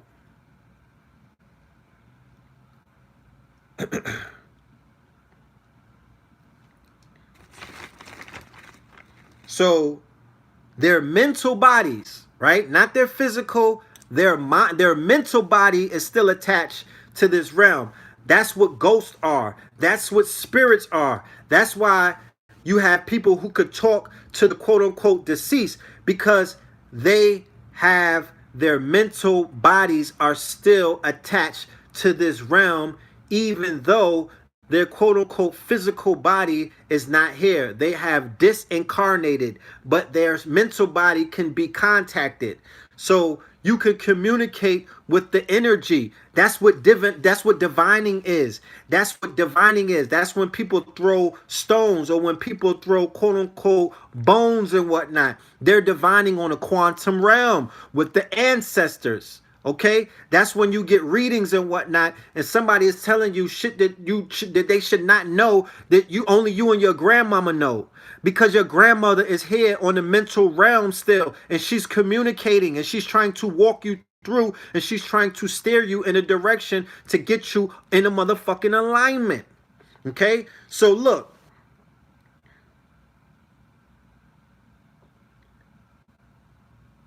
The strength of the magnetic charge of a disincarnate ancestor determines the potential that ancestor has to impact this reality, right? So the ones that are magnetically charged, that's why the European desecrates the dead. He desecrates the tombs. He desecrates Michael Jackson. He desecrates our ancestors. They desecrate Emmett Till's tomb because they are attacking the ancestors on the ancestral plane. It's all spiritual warfare.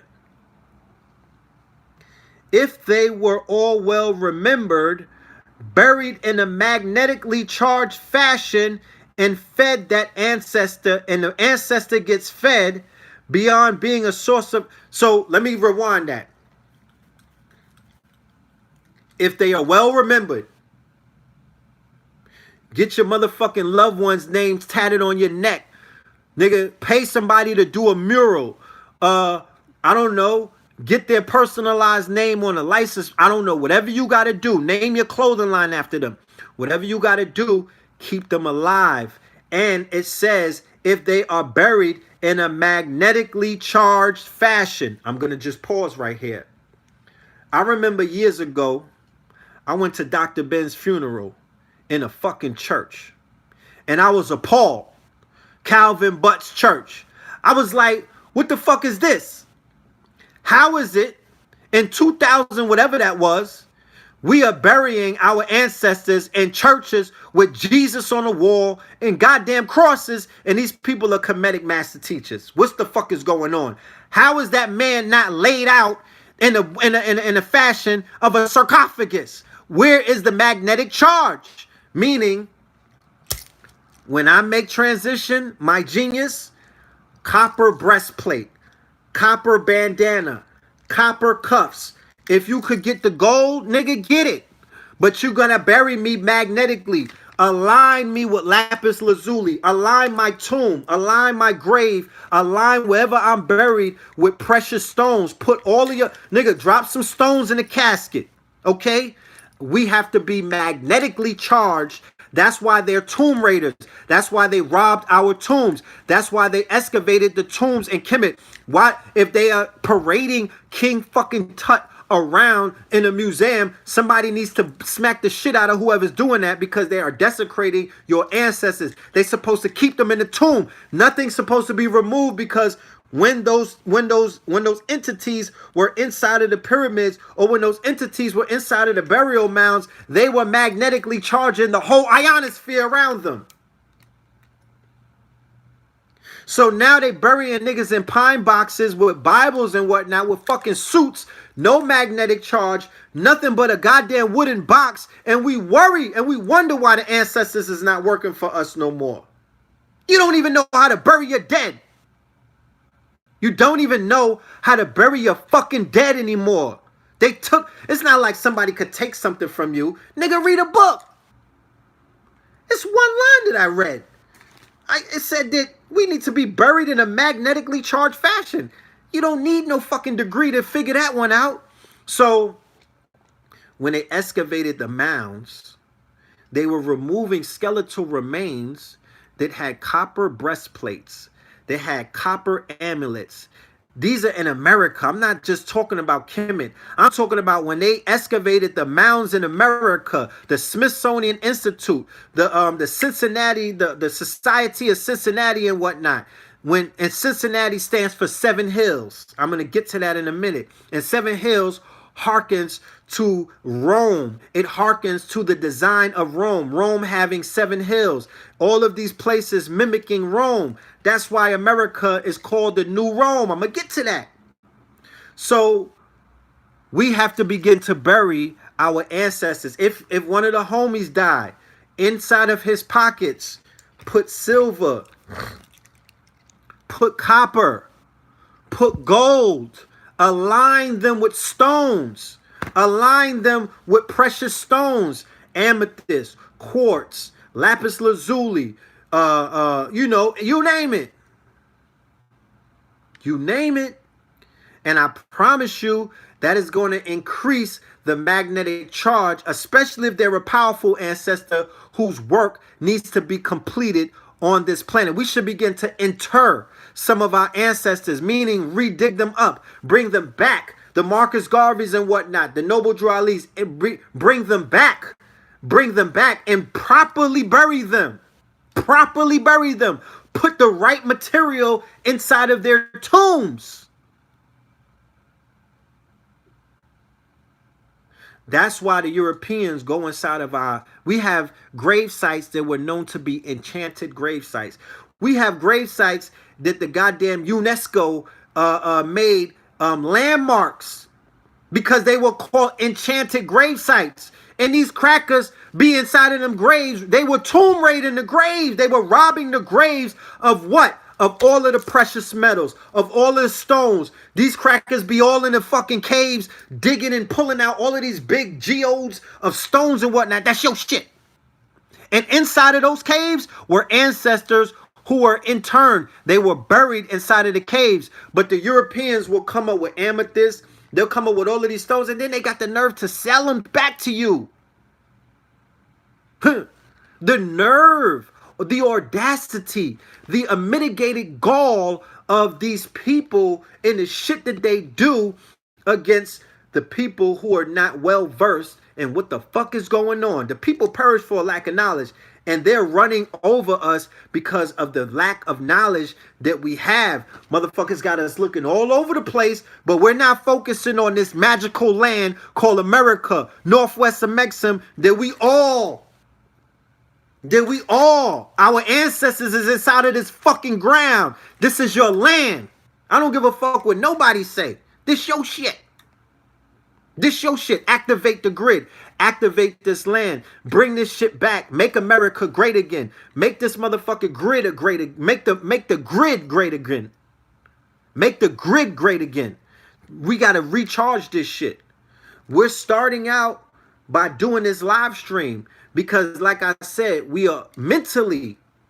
The first magnetic charge is in the mind.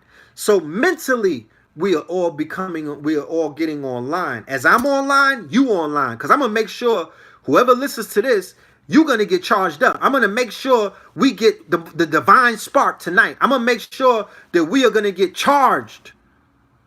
Get your fucking stones or whatever you need, but we're going to charge up. And then after that, we could focus on how we're going to turn these mounds back on.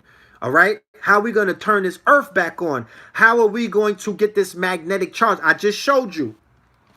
Hold on. Let me finish this. This one right here is big. If they were well remembered, right? So we cannot forget our ancestors. I don't have any tattoos, but I'm thinking about getting all of my ancestors tatted on my arm. My Grandma Esther Lee Nesbitt, Lloyd Thomas, my grandfather, Ralph Moreland, my uncle Paul Moreland, Nicole, his daughter, Nicole Moreland, all of my family who's in the ancestral realm. I say their names every time I do when I buy my altar and whatnot, but I'm feeling impelled to put them on my body so they're never forgotten, because that's important. So if they're well remembered, they're magnetically charged, and they're fed. You got to feed them. Key point. And they're fed. Right? I speak about this often. We're not feeding the ancestors. We're not feeding them. They got appetites. We got to feed them. That ancestor beyond being a source of intuitive information. Intuitive information is when you just chilling and you get an idea that's $1 billion idea.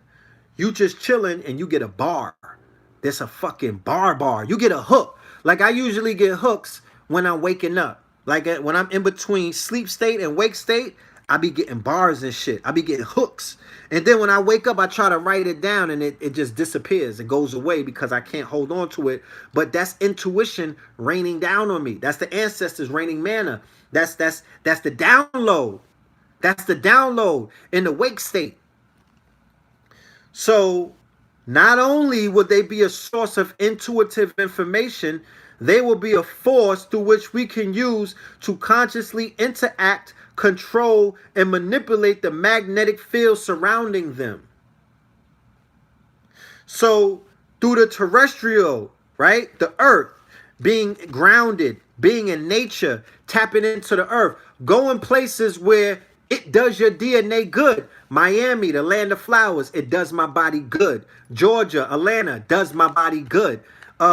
California, Khalifa, it does my body good, right? So that the magnetic field in those places are feeding my DNA. It's feeding my magnetic field. It's leveling me up.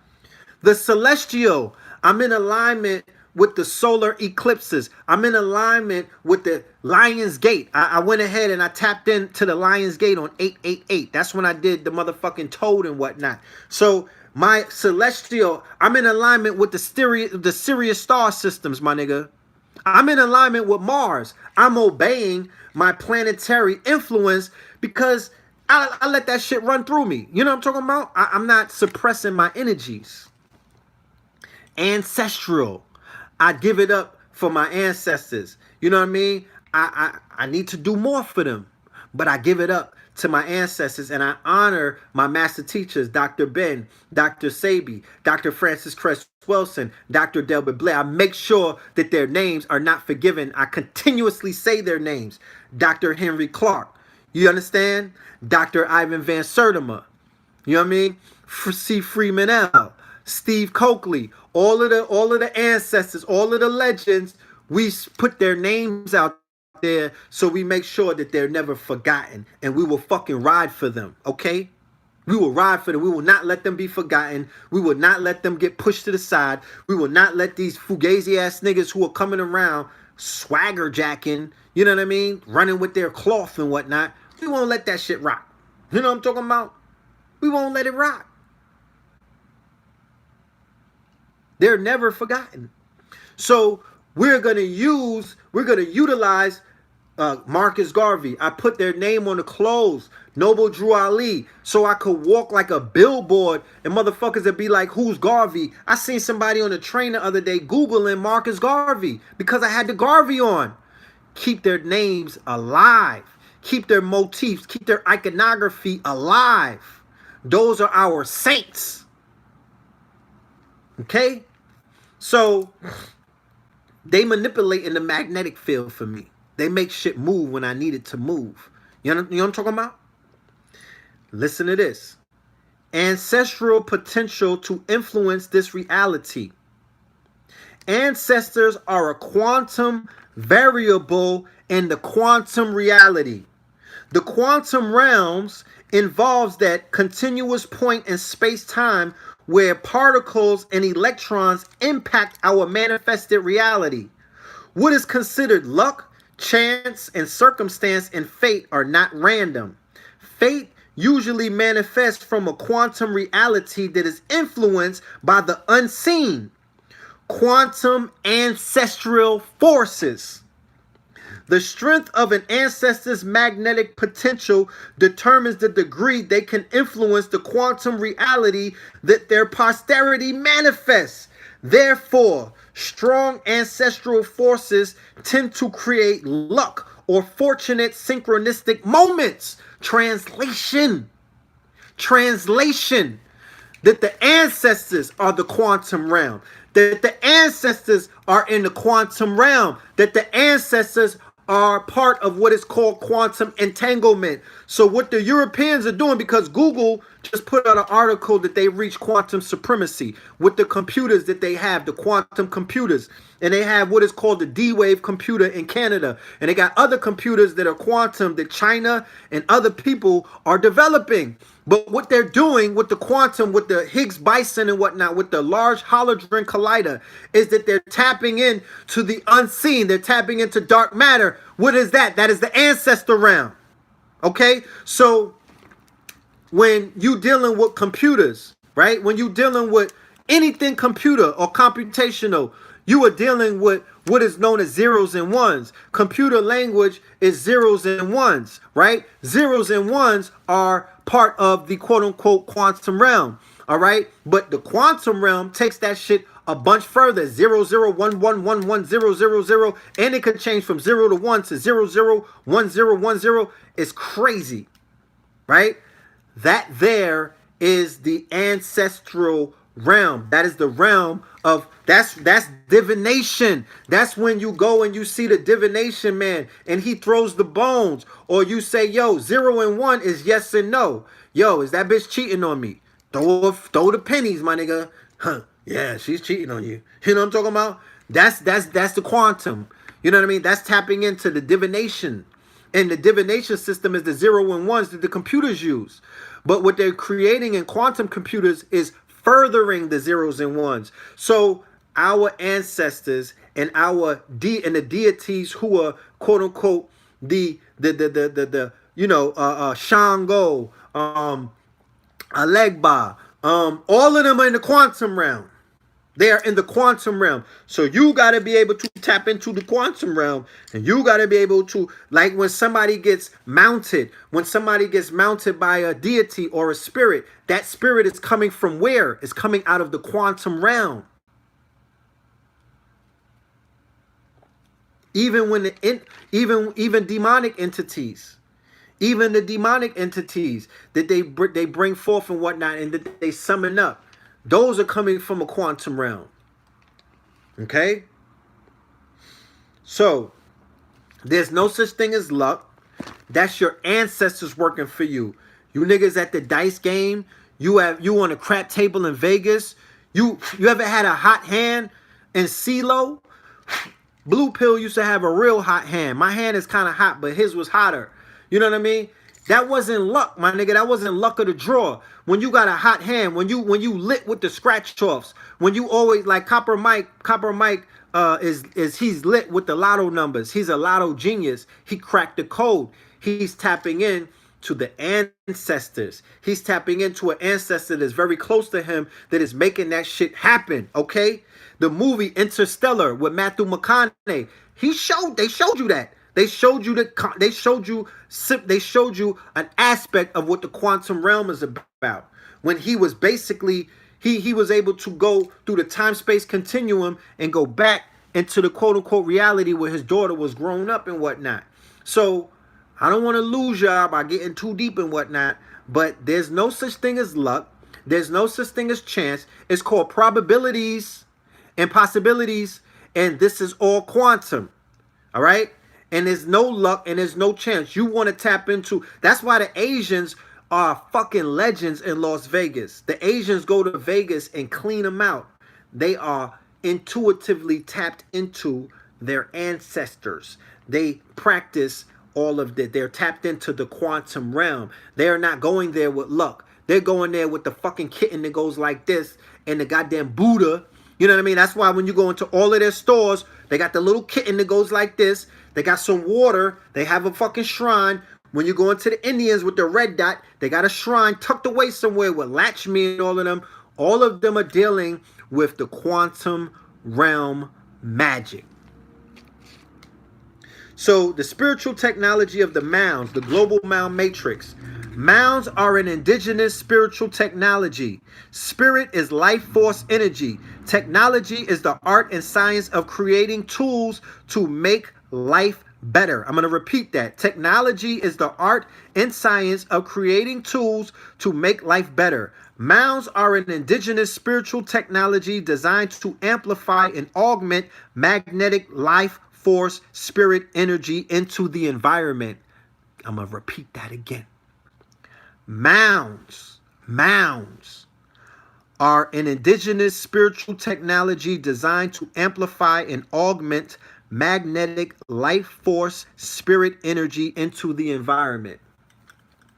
Mounds simultaneously connect with all three of the magnetic spirit life forces: the terrestrial, the celestial, and the ancestral. Okay?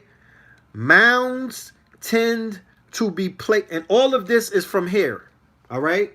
All of this is from this book, www.rosbin.com.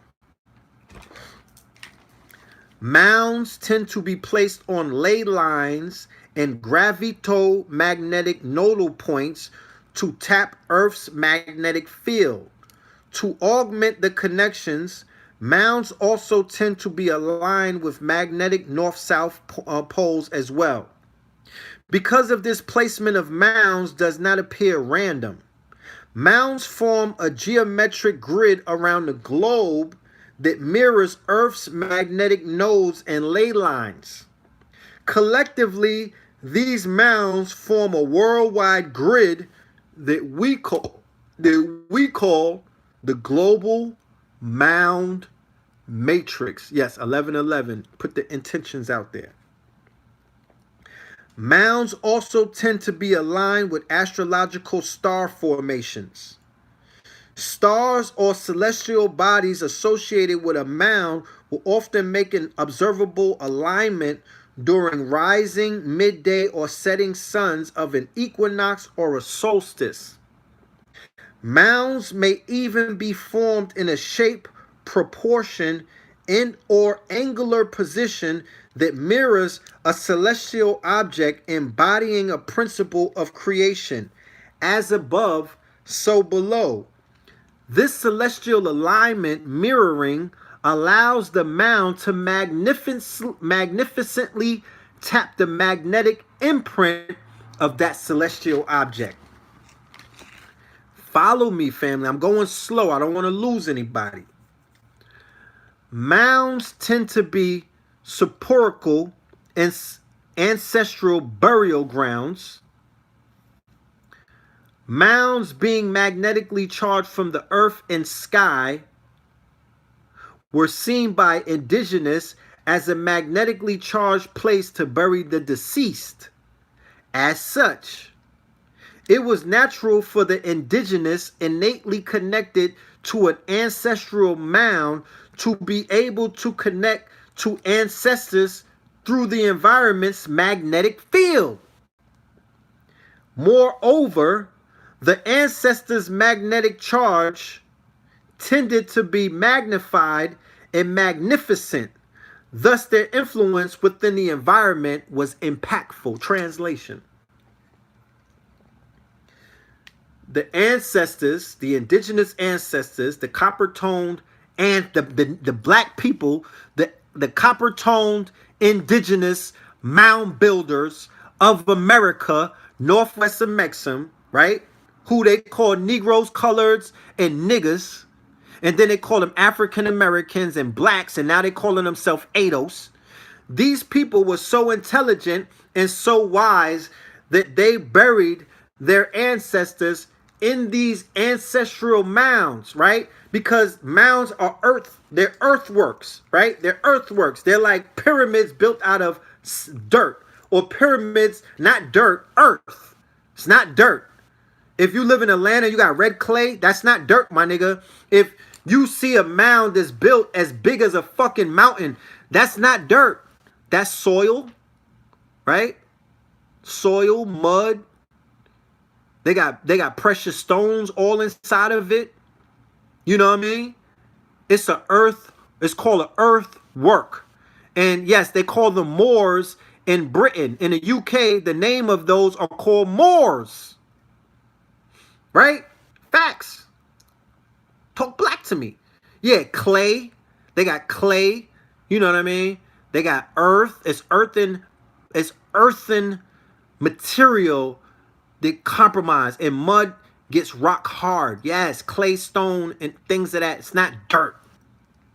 So inside of those things, they will bury the ancestors. So now, when these indigenous people are tapping into nature, or they want to make it rain and whatnot, or they want to bring the sun out, or they want to have fertile land, or they want to plant and they want agriculture to pop, the natural environment was in alignment with their intentions, because their ancestors were strategically and scientifically placed in the right places to make shit like that charge. They were creating magnetic fields by burying them and erecting these burial mounds. They did not have graves. They did not have coffins and shit like that. They had burial mounds. Okay? Mound building is ancient tradition, antediluvian and pre-flood. It's a global phenomenon. It's everywhere. It's not just the Americas. It's everywhere. It's in the whatchamacallit. It's in Africa. The Dogons was doing it. It's in Haiti and places like that. It's in North America, South America, Central America. It's in the Caribbean, my nigga.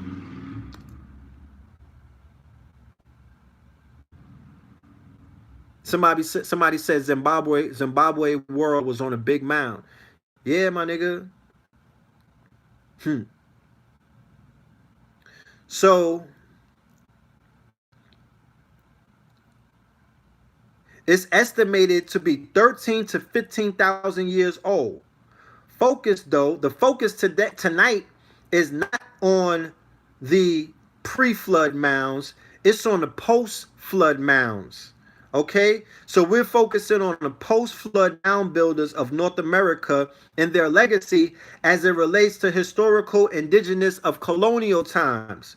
Mississippi mound builders, probably descendants of the Olmecs, who moved north from Olmeca, original cities San Lorenzo, La Venta, the Gulf of Mexico, in or around the Mexican state of Tabasco. The surviving text of the Mayans, the Chilim Balim, they talk about the mound builders, because remember, the Indians, the quote-unquote red Indians, the $5 Indians or the red Indians, the tribe that we are familiar with, like Tonto and all of them, they said that they don't know where the fucking mounds came from. They said that they were there when they got there. The mounds preceded them. So mounds built over a period of 1,500 years. It took approximately 262 years to construct one mound. 120,050 mounds were the numbers constructed. All over the land, from the sea to the base of the land, they created names for them.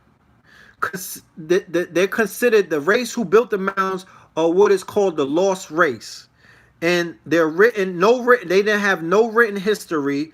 The only thing that they erected were monuments consisting of mountains, enclosures, and implements. Okay? Their works are in great numbers in Ohio, Indiana, Kentucky, Tennessee, Illinois, Wisconsin, Missouri, Arkansas, Texas, Louisiana, Mississippi, Alabama, Georgia, and Florida. They are found less in North and South Carolina, Western New York, Pennsylvania, Virginia, and Michigan, Iowa, and Mexican territory. Is that not the motherfucking roll call? Is that not the roll call? Every single roll call. You could go back and listen to all of the Melanin Mondays and Third Eye Thursdays. These states that I just named, that be the niggas in the motherfucking building in the roll call when I call out the states. Indiana, Kentucky, Tennessee, Illinois, Wisconsin, Missouri, Arkansas, Texas, Louisiana, Mississippi, Alabama, Georgia, Florida, North and South Carolina, Western New York, Pennsylvania, Virginia, Michigan, Iowa, Mexico. So there are two types of mounds, right? There's not one type, there's two types of mounds. There are enclosures and there's mounds. So enclosures are defensive, they're usually defensive and sacred. Usually on alluvial plains where two or more rivers converge, right? The advantages of building mounds where two rivers converge is if fishing and agriculture are flourishing where two rivers converge, and also that's for traveling. That's the benefit of traveling. There are three types of mounds: temple mounds, sepulchral mounds, and symbolical mounds. Examples: serpent mounds in Ohio or mammoth mound in Wisconsin. The sepulchral mounds are ones that act as burial grounds, contain mound building skeletal remains and relics. The temple mounds are sacred spaces where ceremonies are conducted. So there are three types of mounds, right? You have symbolical mounds. Me and Blue Pill went to Serpent Mound in Ohio, and that's where we began our mound journey. That's where we began. This was in 2010, I believe, and we got charged. We got charged. Our DNA got turned online, my nigga. Like, we was lit before that, but after that visit to Serpent Mound, and it rained on us too, We brought all our stones and buried our stones and charged them up. Nigga, everything changed from that point. We became online, nigga. We got turned online. Then we would go to the Etowah Mounds in Georgia, right outside of Atlanta in Cartersville. Like an hour outside of Atlanta, there are sacred mounds in Etowah. We went there and we were doing rituals and ceremonies, and that had us charged up. Okay? So that is what is called that's referred to symbolical mounds. Then you have the burial mounds. Then you have what is known as ceremonial mounds. Okay? They're all shapes. They usually range from 6 to 30 feet in perpendicular height and 40 to 100 feet in diameter at the base. But they could range from 90 feet in height, covering several acres at their base. Okay? There's a book by J.P. McLean, MacLean, called The Mound Builders. Go and see if you could find it online. Put it in Google with .pdf at the end of it and see if it comes up. J.P. McLean. Okay? So in certain mounds, they found remains of woolly mammoths, and the mastodons were found amongst the remains in excavated mounds. Okay? Woolly mammoths, my niggas. The monarch of all mounds is the Chocolate in Illinois. It was a group of 60 structures, parallelogram with each side at the base 700 and 500 feet. Okay? The whole area was 6 acres, and the summit platform was 200 by 450 feet. Ohio alone, there were 13,000 mounds and enclosures. Within 15 miles from the Illinois River, there was 5,000 mounds. Situated between two rivers converging, the Indians built mounds in reverence. So the Indians who came later, they also built mounds basically in reverence to the great mounds that they encountered when they were in the Americas. So they got their versions of mounds as well. But that's not the original mounds. That's almost like somebody coming along and building, pyramids in reverence to the pyramids that were already built. Okay? So let's get into what is known as the mound gritters, right? The mound gritters are the tomb raiders, the raiders of the lost ark, the mound gritters, and their purpose is working to control and captivate the mind and the spirit of humanity in the name of Rome.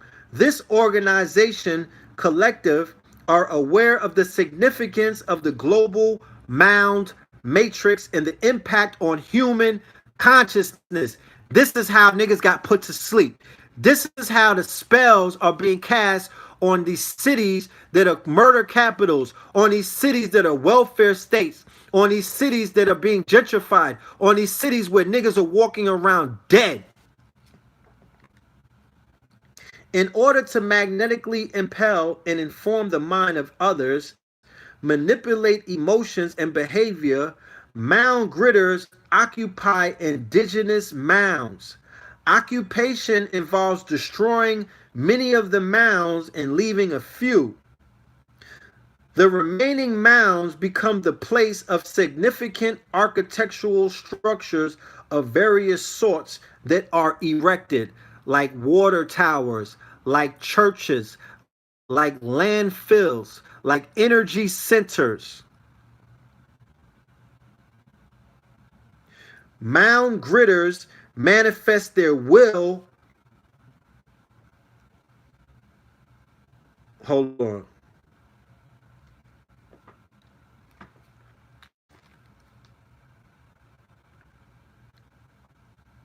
Okay. Mound gritters manifest their will upon those within the broadcast range of their magnetically charged intentions. So what the mound gritters do, right, is they are usurping the original purpose of these indigenous mounds, and they're manifesting their will. Do what thou wilt. They're putting their intention, they're putting their will into these quote unquote sacred mounds. Okay? Mound Gridders. No, Gridder. Gridders. Gridd as in dog. Dder. Many founding fathers of the USA mastered control over the indigenous mounds of this region through identifying and occupying indigenous mounds and manipulating the North American mound matrix. Occupying indigenous mounds and manipulating mound matrix prevents the indigenous from fully connecting with spirit, and thus their minds are easier to impel, trigger emotions, and manipulate behavior. Okay? Manipulated mound matrix. Indigenous mental magnetic field is incongruent with the magnetized manifested reality. The manipulated mound matrix will manifest the will of the mound gridder. The result for the indigenous is disillusion and delusion. Disillusioned thoughts magnetize toxic, unproductive emotions. Toxic emotions fed by disillusion tend to express as self-destructive, undoing, and unproductive behavior. Sound familiar? Sound familiar? A magnetically repulsive charge is thus attached to the indigenous. If not discharged through grounding and sustained reconnection with natural magnetic sources, the indigenous will demagnetize. His or her magnetic hold will diminish and cancel. No, his or her magnetic field will diminish and cancel, dwindle slowly, devitalizing sick living dead, or cancel in a flash. Your eating habits and your food choices only make it worse. Translation. Because of the interference with the natural magnetic fields around. Now think about this. In the 1800s, after slavery, before the building of all of these highways, before the building of all of these quote unquote, before the building of these highways, before the building of all of these projects, before the quote unquote redlining or whatever the fuck took place, our people were out here inventing shit. Our people were out here manifesting things. Look at the 100 plus inventors fresh out of slavery in the 1800s, right? They were tapped into what is known. They would tap into, right, something that was great. They were tapped into a magnetic charge that was doing what? They was allowing them to envision. They were allowing them to visualize. They were allowing them to materialize. They were allowing them to manifest. They were allowing them to fucking create. I'm talking about create to the point where they were just spilling creations out of their minds.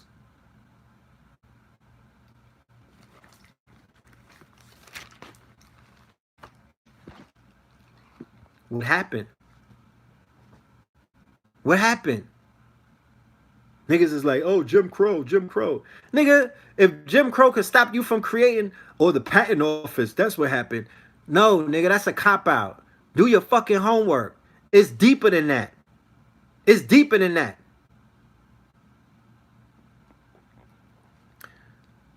So this is what would identify a mound gridder.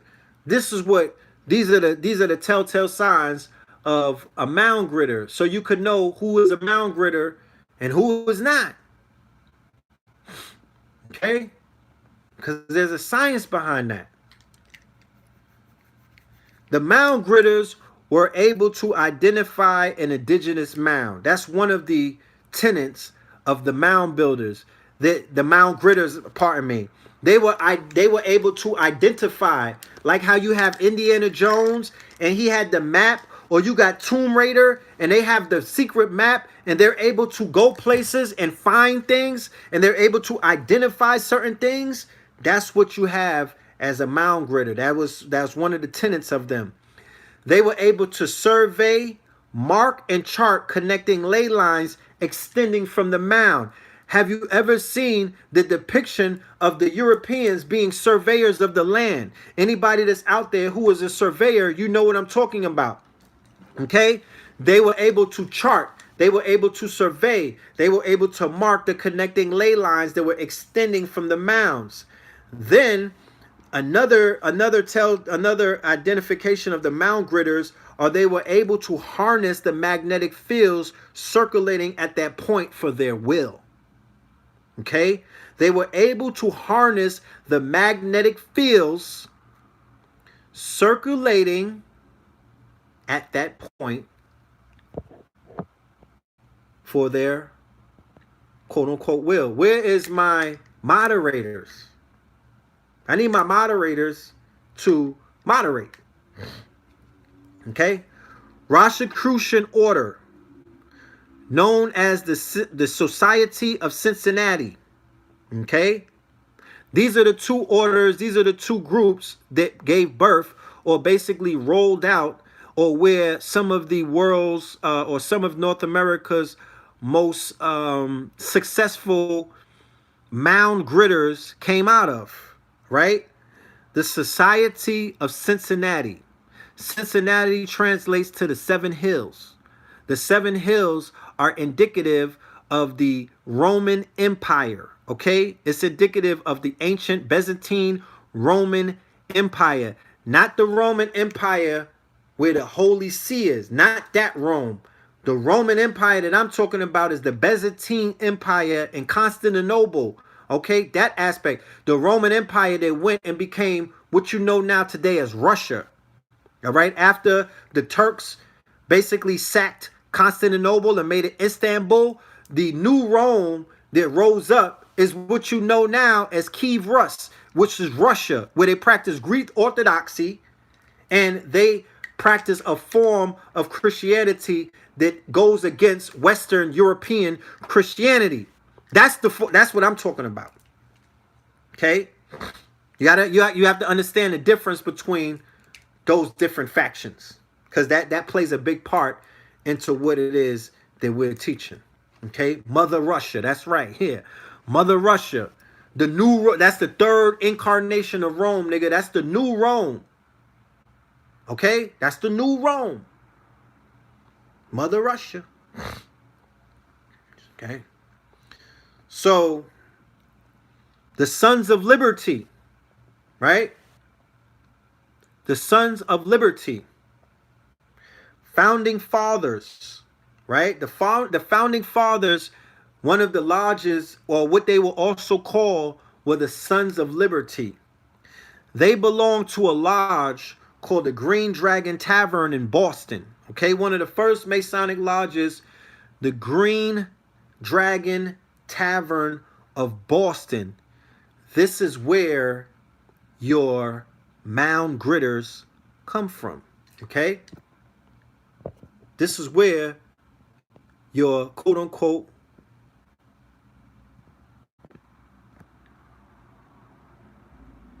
mound gritters come from, right? There's a family called the Addams family, right? And I don't know if the TV show picked up the TV show The Addams Family based off of the Addams family. But when you do the knowledge about who the Addams family is and the significance that they had in destroying and subjugating indigenous people on this planet, then you will understand why the Addams family on TV was a horror family. They were dealing with, all kind of occultism. So the first Adam that we're talking about is Henry Adams, all right? He's called the Dragon from Devonshire, okay?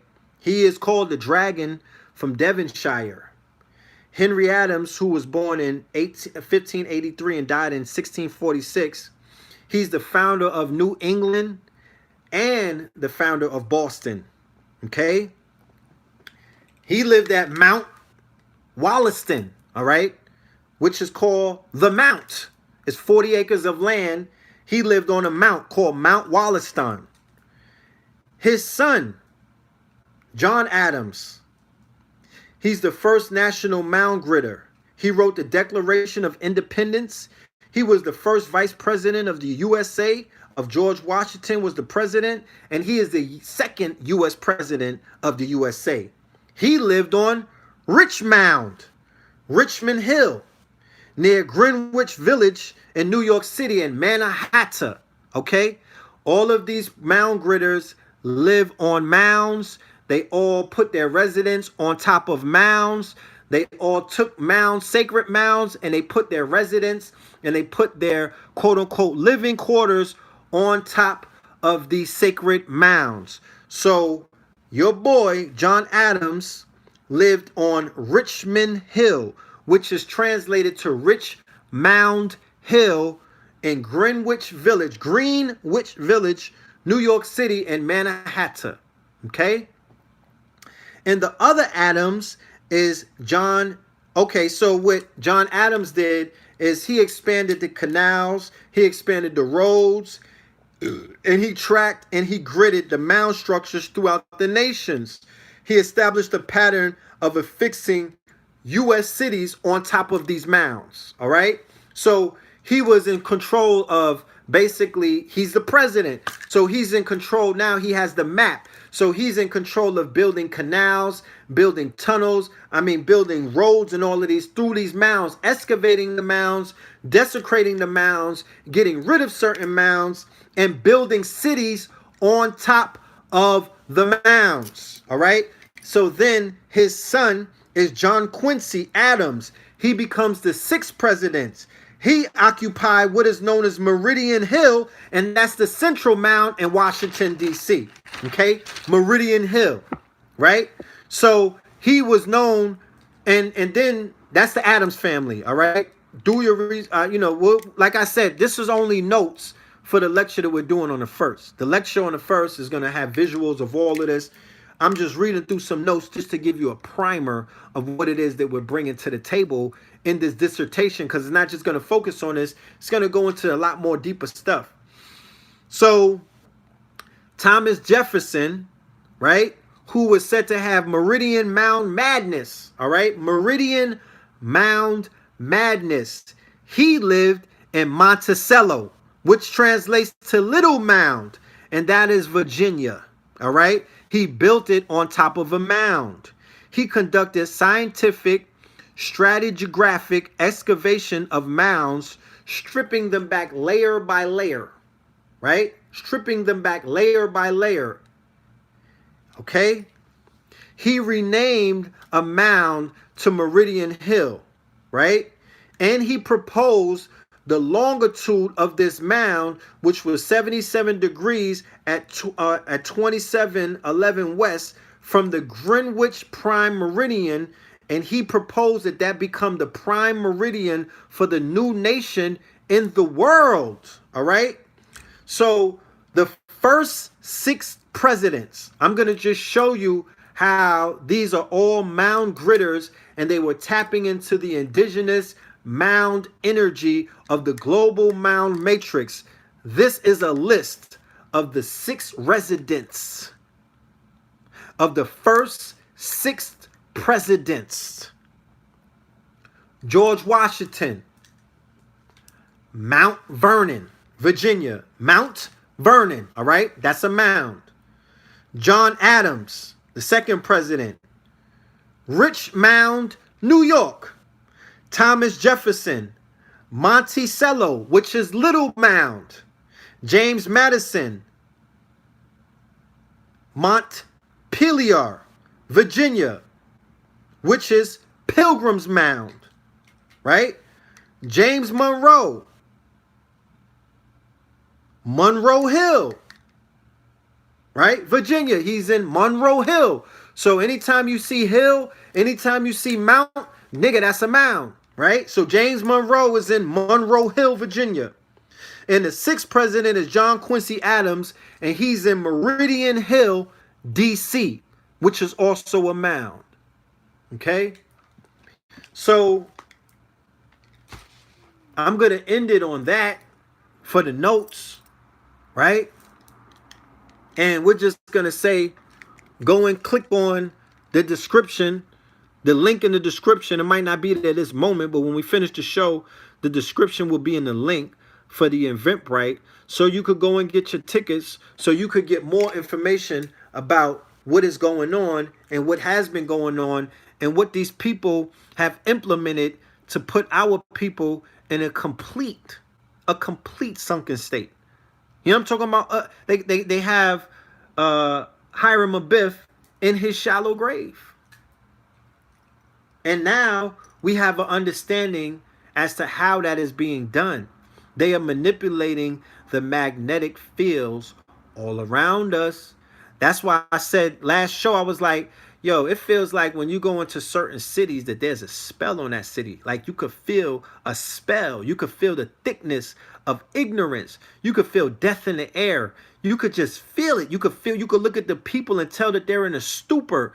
Something on a higher level. This is higher principalities. This is spiritual warfare. This is not physical war. This is spiritual war. This is spiritual war. You know what I'm talking about?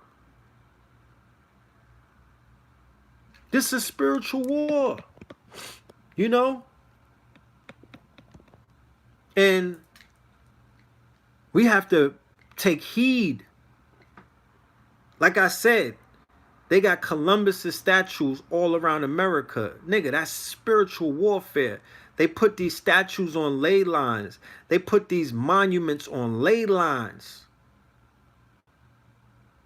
You got to put your shit on a ley line. You got to start building on your meridians. You got to start building on your ley lines. You got to start building on your energy centers. You have to identify them. You know? You got to identify them. Okay? That's a fact. Because ain't nothing going to change. Niggas is bobbing for a check. Ain't nothing going to change until you change what the fuck is going on this magnetic grid. We got to wake the grid up. We got to do more work. We got to lay them. We got to really put in some work. You know? Wilmington, Delaware. Like I said, I'm going to show you how the ley lines, the parallels, how these ley lines go through all of these different states. All of these states with these bodies of waters. All of these states that had these ancient mounds. All of these states that are laying on certain kind of parallels, certain meridians, and things of that nature. The people are being affected. People are being affected. I promise you. So, with that being said, I'm going to let y'all enjoy the rest of your nights. You understand? I want to thank everybody for their participation. I think we put in about a good hour. I mean, a good 3 hours, maybe. I don't know how long it was tonight, but there's about 700 plus people in the building. I appreciate every single one of you. You know what I'm talking about? I anticipate to see many of you on Monday, October the 1st, when we do this lecture. I don't think we'll be doing a Melanin Monday. We're just going to be doing a lecture. And then after that, we're going to be going to United Kingdoms, the UK, for the whole week. Shout out to everybody across the pond. Black Ice TV. My brother Andrew with the children books. You know, shout out to everybody who made this trip possible. All right. Shout out to everyone who made it possible. Shout out to 19 Keys, Billionaire PA. Y'all already out there. We're going to pull up on y'all. Yeah. And we look forward to it. Shout out to Blue Pillar, Mama Pill, KT the Arch Degree. You know what I mean? All of my family. Love and light to my children. Amir, Bella. You know, and it's all good. Cash App, money sign PHILMORELAND. I appreciate all of the tips after this plate of food. I appreciate all of the tips that I was getting during the show. Y'all are very much appreciative. I got love for everyone who supports the information, because without y'all, we could not do what we do. All right, y'all are the most important part to this whole thing. So shout out to all of the supporters. Love and light to all of my Patreons. Shout out to my Patrons as well. Y'all y'all really important. Y'all really keep this thing charged up. So with that being said, peace to the family. All right. Keep your energy.